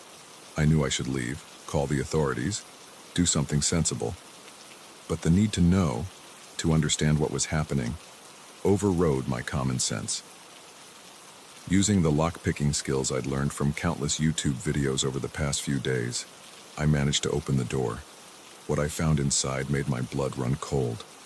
The room was filled with monitors, each displaying feeds from different apartments in the building. I saw my neighbors going about their daily lives, unaware they were being watched. And there, on one screen, was my empty apartment, but it wasn't just our building. There were feeds from all over the city, offices, restaurants, parks. Everywhere people gathered, hidden cameras were watching. As I stood there, trying to process what I was seeing, I heard a noise behind me. I turned to find my neighbor, the young professional from next door, standing in the doorway. But he didn't look surprised to see me there. He looked expectant. "We've been waiting for you to figure it out, Emma," he said, his voice eerily calm. "You're more observant than most. That's why we chose you." "Chose me?" I stammered. "For what?" He smiled, but it didn't reach his eyes. "To join us, of course. We've been watching you, evaluating you. You've passed the test." As he spoke, more people filed into the room. I recognized them all. My neighbors, the real estate agent who'd sold me the apartment, even the barista from my favorite coffee shop. They formed a circle around me, their eyes gleaming with an unsettling intensity. "What is this?" I demanded, trying to keep the fear out of my voice. "Some kind of cult." The man who'd been my neighbor laughed. "Oh, Emma, this is so much bigger than that. We're the Watchers. We see everything, know everything. And now, you're one of us." My mind reeled. This couldn't be happening. It was too bizarre, too terrifying to be real. But as I looked at the screens, at the hundreds of lives being monitored and recorded, I knew it was all too real. "And if I refuse?" I asked, already knowing the answer. His smile turned cold. "That's not an option, Emma. You know too much now. You're either with us or, well, let's just say we have ways of dealing with threats to our operation." I felt trapped, cornered. But a part of me, a part I wasn't proud of, was intrigued. The power they held, the knowledge, it was seductive. What would I have to do? I heard myself asking, hardly believing the words coming out of my mouth. The group seemed to relax slightly. "For now, just return to your life. Act normal. We'll be in touch with your first assignment soon." As I left the basement, my head spinning, I knew my life would never be the same. I had uncovered a conspiracy beyond my wildest imagination, and now I was a part of it. The next few weeks were a blur. I went through the motions of my daily life, hyper-aware of the cameras watching my every move. But now, I was watching too. I began to notice things I'd overlooked before, the carefully placed cameras in public spaces, the way certain people always seemed to be observing others. My first assignment came in a plain envelope slipped under my door. It contained a name, an address, and instructions to plant a camera in a specific location. My hands shook as I read it, the reality of what I'd become crashing down on me. I stood at a crossroads. I could go through with it, become one of them, always watching, never truly living. Or I could fight back, expose them, risk everything. As I sit here now, writing this down, I still haven't decided what to do. But I know one thing for certain. Nothing is as it seems. The world is full of eyes, always watching, always recording. And once you become aware of it, you can never go back to blissful ignorance. So the next time you feel like you're being watched, trust that instinct. Because in this brave new world of constant surveillance, paranoia might just be the most rational response.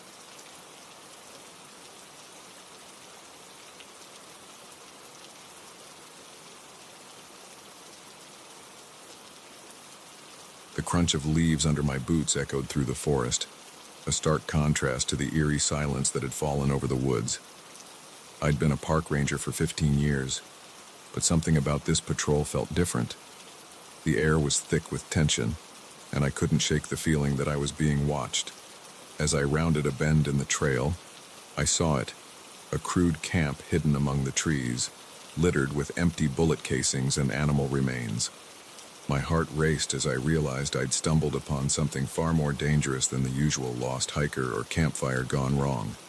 My name is Sarah, and this is the story of how my routine patrol turned into a life-or-death struggle against a group of ruthless poachers. I'd always loved the outdoors.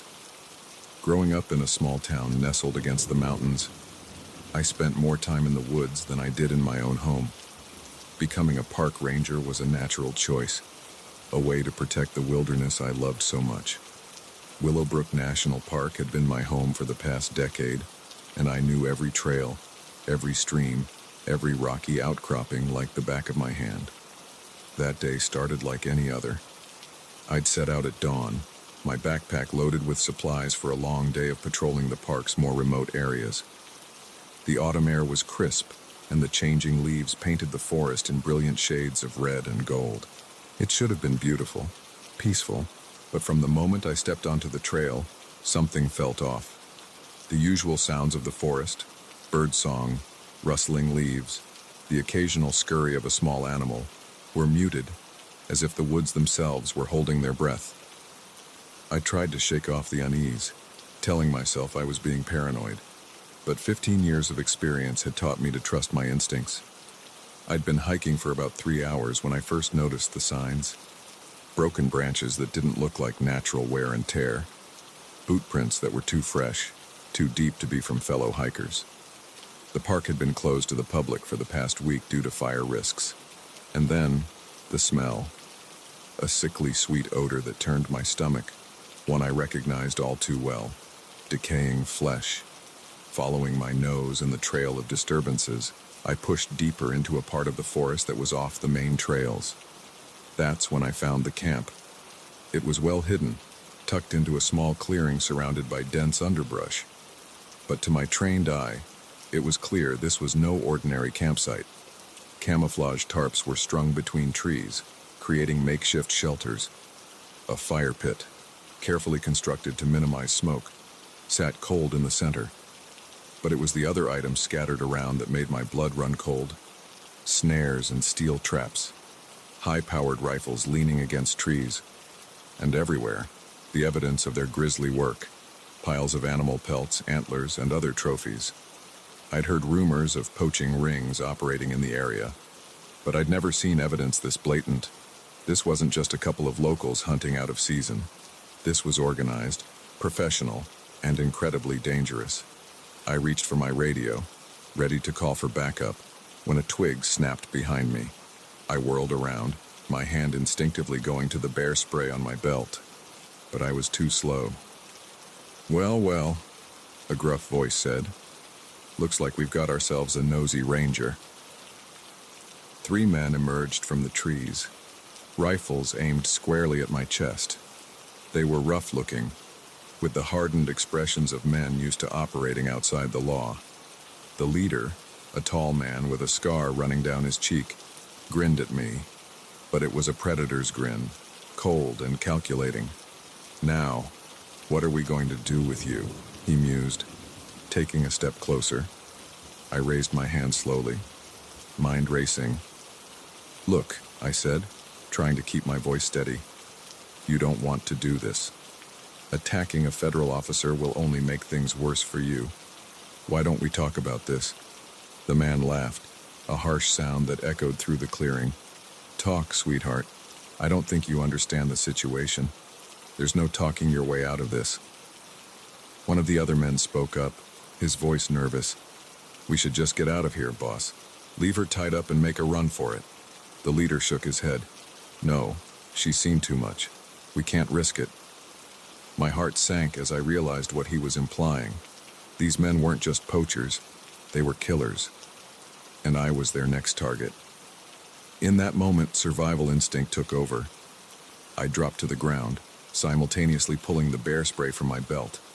As I fell, I heard the crack of a rifle, felt the wind of a bullet passing just over my head.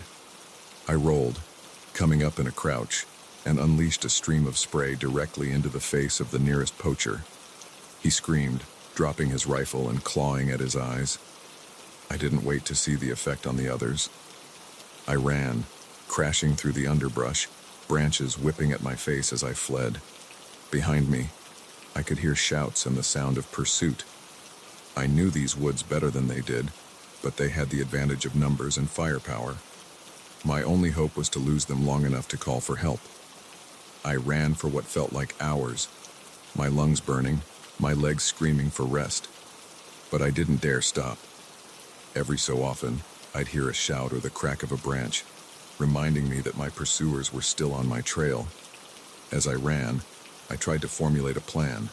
I needed to find a place with cell service to call for backup. The nearest ranger station was miles away, but there was an old fire tower on top of Cascade Ridge that might work. It was a steep climb, but if I could make it, I'd have a chance. I veered off toward the ridge, the terrain becoming steeper and more treacherous. Loose rocks slid under my feet, and more than once I nearly lost my footing, but fear and adrenaline kept me going. About halfway up the ridge, I allowed myself a moment to rest, pressing myself against a large boulder and straining my ears for any sound of pursuit. For a few blissful seconds, all I could hear was my own ragged breathing and the pounding of my heart. Then, a voice carried on the wind. "I see her. Up on the ridge." Panic gave me a fresh burst of energy. I scrambled up the rocky slope, no longer caring about stealth, focused solely on reaching the tower. When I finally crested the ridge, the old fire tower loomed before me, a rusted metal skeleton against the sky. I practically flew up the stairs, taking them two at a time, praying that my cell phone would find a signal. At the top, breathless and shaking, I pulled out my phone. 1 bar. It would have to do. I dialed dispatch, my eyes scanning the forest below for any sign of the poachers. "This is Ranger Sarah Mackenzie," I gasped as soon as the call connected. "I need immediate backup at Cascade Ridge Fire Tower. Armed poachers in pursuit. Shots fired. I repeat, shots." A bullet pinged off the metal railing beside me, and I dropped to the floor of the tower, the phone skittering out of my hand. "Come on down, Ranger." The leader's voice floated up. "There's nowhere left to run." He was right. I was trapped. But at least I'd managed to get the call out. Now it was a question of whether help would arrive in time. The next hour was the longest of my life. The poachers, not willing to risk the exposed climb up the tower, settled in to wait me out. They knew as well as I did that I had no way down without exposing myself to their rifles. As the sun began to set, painting the sky in brilliant oranges and pinks, I heard the most beautiful sound imaginable: helicopter rotors. The poachers heard it too. Their shouts of alarm were music to my ears. What followed was a flurry of activity. Park Service helicopters, state police, even a SWAT team converged on the area. The poachers, realizing they were outgunned and outnumbered, surrendered without further violence. As I was helped down from the tower, shaky but alive, I felt a mix of relief, exhaustion, and pride. I'd faced the darkest side of humanity and survived. More than that, I'd helped bring down a major poaching operation, one that had been terrorizing the park for months. In the days and weeks that followed, as I gave statements and testified in court, I often thought about that day in the woods, about how quickly a routine patrol had turned into a fight for survival, about the thin line between civilization and savagery, and how easy it is to cross. I still work as a ranger. The forest is still my home, still the place where I feel most alive. But now, when I walk the trails, I carry with me the knowledge of what lurks in the shadows. I'm more cautious, more alert, and I have a newfound appreciation for the quiet days, the uneventful patrols, because I know now, more than ever, that in the wilderness, everything can change in an instant. And sometimes, the most dangerous predators are the ones that walk on two legs.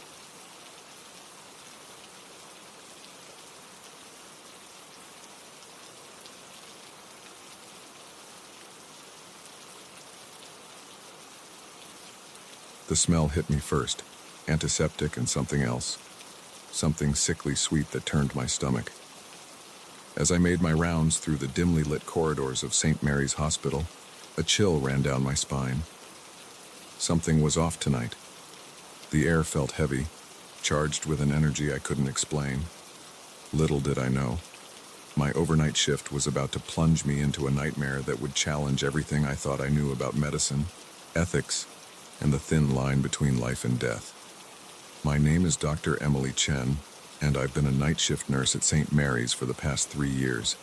I thought I'd seen it all: gruesome injuries, miraculous recoveries, and everything in between. But nothing could have prepared me for what I uncovered that fateful night. It started innocently enough. I was doing my usual rounds, checking on patients, administering medications, and updating charts. The hospital was quiet, as it often is in the early hours of the morning. Most patients were asleep, and the skeleton crew of night staff moved about with the hushed efficiency of those accustomed to working while the rest of the world slumbers. I had just finished checking on Mrs. Gonzalez in room 305 when I noticed something strange. The door to room 307 was closed, which was odd. We usually kept doors open for easy monitoring unless a patient specifically requested privacy. I didn't remember any such request for this room. As I approached, I heard muffled voices from inside. One was low and urgent, the other barely audible. My hand hesitated on the doorknob. Something told me I shouldn't interrupt, that I should walk away and pretend I hadn't heard anything. But my duty as a nurse overrode my instincts. I knocked softly and pushed the door open. "Everything okay in here?" I asked, trying to keep my voice casual. The scene that greeted me was bizarre. Dr. Reeves, one of our most respected surgeons, was standing over the patient's bed. But instead of examining the elderly man who had been admitted for routine observation, he was holding a syringe filled with a strange, iridescent liquid.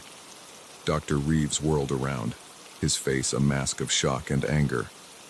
"Nurse Chen, what are you doing here?" I struggled to find words, my eyes darting between the doctor and the syringe. I heard voices. I was just checking." "Everything is fine," Dr. Reeves snapped, quickly hiding the syringe behind his back. "Mr. Peterson here was just feeling a bit restless. I'm taking care of it." But Mr. Peterson didn't look restless. In fact, he looked terrified, his eyes wide and pleading. As I watched, he opened his mouth as if to speak, but no sound came out. "Doctor," I said slowly, "what's in that syringe?" Dr. Reeves' expression hardened. "That's none of your concern, Nurse Chen. I suggest you leave now and forget what you've seen, for your own good." The threat in his voice was unmistakable. Every instinct told me to run, to pretend this had never happened. But I couldn't abandon Mr. Peterson. Whatever was happening here was wrong. Deeply wrong. "I'm sorry, doctor, but I can't do that," I said, surprised by the steadiness in my voice. "I need you to put down that syringe and step away from the patient." For a moment, I thought he might comply. Then, faster than I could react, he lunged forward, shoving me aside. I stumbled, catching myself on the edge of the bed. By the time I regained my balance, Dr. Reeves was gone, the door swinging shut behind him. I turned to Mr. Peterson, my heart racing. "Are you all right? What happened?" But Mr. Peterson couldn't answer. His eyes rolled back in his head, and he began to convulse violently. Alarms blared as his vitals spiked erratically. I sprang into action, calling a code blue and starting CPR. The next few minutes were a blur of activity as the crash team arrived.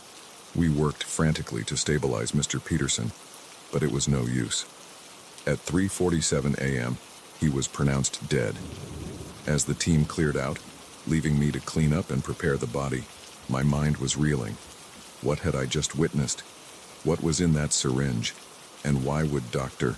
Reeves, a man with an impeccable reputation, be involved in something so clearly unethical? I knew I should report what I'd seen immediately. But to whom? If a respected surgeon like Dr. Reeves was involved, who else might be implicated? Who could I trust? Over the next few days, I grappled with what to do. I started paying closer attention to the goings-on in the hospital, especially during the night shift. And what I saw disturbed me deeply. There were other instances of doctors and nurses entering rooms they shouldn't, of hushed conversations that stopped abruptly when I approached. More alarmingly, I noticed a pattern of patients, mostly elderly or terminal cases, dying unexpectedly during the night. I started digging, carefully at first, then with increasing urgency. I reviewed charts, cross-referenced death certificates, even snuck into the hospital's records room after hours. What I uncovered was staggering. Over the past year, the mortality rate for certain types of patients had skyrocketed at St. Mary's, but instead of raising red flags, these deaths were being quietly swept under the rug. Death certificates were falsified, records altered. But why? What could possibly motivate medical professionals to essentially murder their patients? The answer came to me in a moment of horrified realization. The organ transplant list. St. Mary's had recently been celebrated for its remarkably short wait times for organ transplants. They were saving lives at an unprecedented rate, but at what cost? I felt sick as the pieces fell into place. They were harvesting organs from patients deemed less valuable, the elderly, the terminally ill, to save those they deemed more worthy of life. Playing God in the most horrific way imaginable, I knew I had to act to expose this atrocity, but I also knew that doing so would put my life in danger. These people had already proven they were willing to kill to keep their secret. I spent a week gathering evidence, making copies of records, even managing to sneak a sample of the mysterious substance from the hospital's pharmacy. I put everything on a flash drive and mailed copies to myself and trusted friends, with instructions to take it to the authorities if anything happened to me. Then, on a night much like the one where this all began, I confronted Dr. Reeves. I caught him alone in his office, working late. When I told him what I knew, the color drained from his face. "You don't understand," he pleaded. "We're saving lives. For every life we end, we save 3 or 4 others. Young people, people with families, with futures. It's not your decision to make," I said, my voice shaking with anger and disgust. "You took an oath to do no harm. You're murderers, all of you." I told him I was going to the police and that it was over. I thought I saw resignation in his eyes. I should have known better. As I turned to leave, I felt a sharp pain in my neck. Dr. Reeves had moved with surprising speed, jabbing me with a syringe. As my vision began to blur, I saw genuine regret on his face. "I'm sorry, Emily," he said softly, "but we can't let you stop us. We're doing important work here." I woke up 3 days later in a hospital bed, not at St. Mary's, but at a facility 2 towns over. The official story was that I'd had an allergic reaction to something at work and had been rushed to the nearest available hospital. But I knew the truth. They had tried to silence me, to discredit me, but they had underestimated me. In the months that followed, as investigations were launched and arrests were made, I often thought about that night, about how quickly the world as I knew it had unraveled, about the thin line between healing and harming, and how easy it is to cross in the name of a greater good. I still work as a nurse, but now I'm more vigilant, more questioning. I've learned that the most dangerous threats can come from those we trust most, those sworn to protect us, and I carry with me always the knowledge that in the sterile halls of our hospitals, in the quiet hours of the night, there are decisions being made, battles being fought, that most of the world will never know about. But I know, and I'll never stop fighting to bring the truth to light.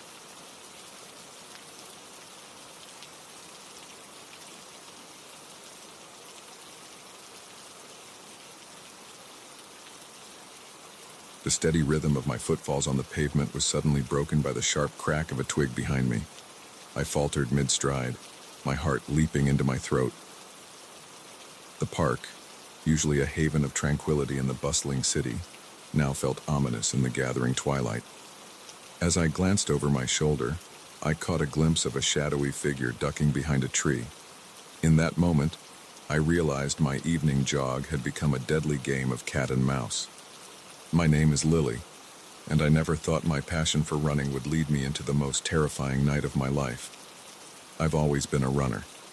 There's something freeing about the way your body moves, the steady in and out of your breath, the world blurring at the edges as you focus on the path ahead. It's my escape, my therapy, my time to clear my head after long days at the office. Central Park had been my go-to running spot since I moved to New York City 3 years ago.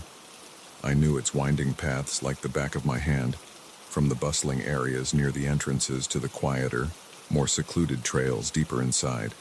I usually stuck to the well-lit, populated areas when running in the evening, but today had been particularly stressful, and I craved the solitude of the park's more remote corners. It was a decision I would come to regret. The sun was just beginning to set when I entered the park, casting long shadows across the grass. The usual crowd of joggers, dog walkers, and tourists was thinning out, heading home for the day. I relished the quiet, the cool air on my skin as I set off down my favorite trail. I was about 2 miles into my run when I first noticed something was off. It was subtle at first, just a feeling of being watched that made the hair on the back of my neck stand up. I shook it off, telling myself I was being paranoid. But as I rounded a bend in the path, I heard it. Footsteps, not quite in sync with my own, coming from somewhere behind me. I picked up my pace, hoping to put some distance between myself and whoever was back there. The footsteps quickened too. My heart began to race, and not from the exertion of running. I chanced a glance over my shoulder and saw a figure about 50 yards back, matching my pace. That's when I heard the twig snap, and my worst fears were confirmed. This wasn't just another runner or a coincidence. I was being followed. Panic surged through me as I realized how vulnerable I was. I was alone in one of the most secluded areas of the park, the sun rapidly sinking below the horizon, with no one around to hear me if I called for help. My mind raced, trying to remember the self-defense classes I'd taken years ago. Keys between the fingers, go for the eyes and groin, scream, fire, instead of the help, because people are more likely to respond. But all of that assumed I could get close enough to my attacker to fight back. I veered off the path, hoping to lose my pursuer in the denser wooded areas. Branches whipped at my face as I crashed through the underbrush, my lungs burning as I pushed myself harder than I ever had before. I could hear him behind me, closing the distance.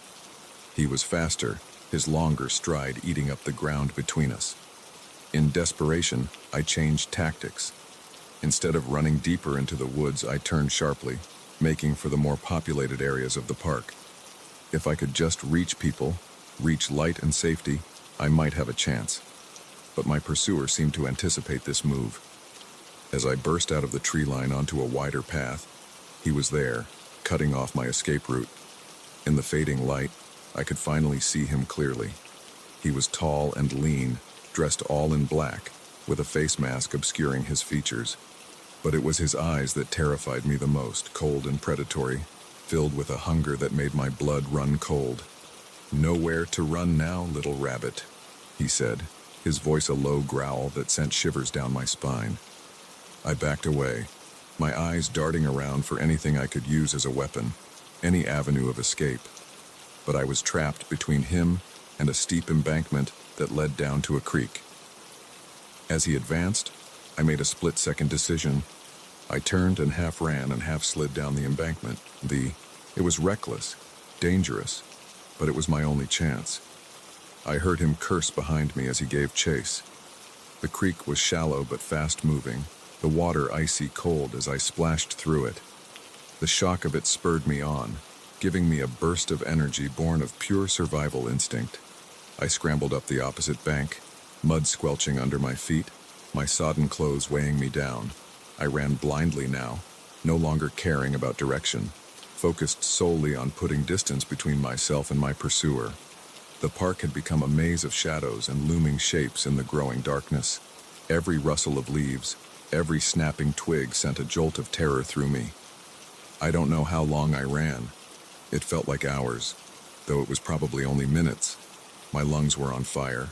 my legs trembling with exhaustion, but the fear kept me going. The knowledge that to stop was to die. Finally, blessedly, I saw lights ahead.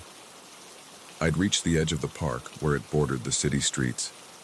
Safety was so close, just a few hundred yards away. I pushed myself harder, ignoring the burning in my muscles, the stitch in my side. But then my foot caught on an exposed root, and I went down hard. Pain shot through my ankle as I tried to get up.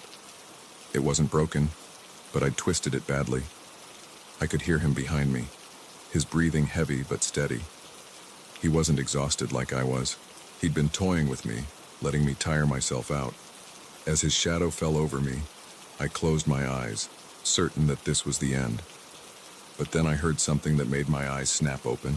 Voices, coming from the street. A group of people, laughing and talking as they entered the park. My pursuer hesitated, looking from me to the approaching group. I seized my chance. Summoning every ounce of strength I had left, I screamed. It was a primal sound, raw and desperate, filled with all the terror and pain of the last hour. The voices stopped. Then I heard shouts of alarm and the sound of running feet. My attacker cursed, then turned and melted into the shadows of the park. What followed was a blur of police sirens, paramedics, and questions I was too shaken to answer coherently. I was taken to the hospital, treated for exhaustion, dehydration, and my sprained ankle. The police took my statement, promised to increase patrols in the park, but warned me that without a clear description of my attacker, there wasn't much they could do.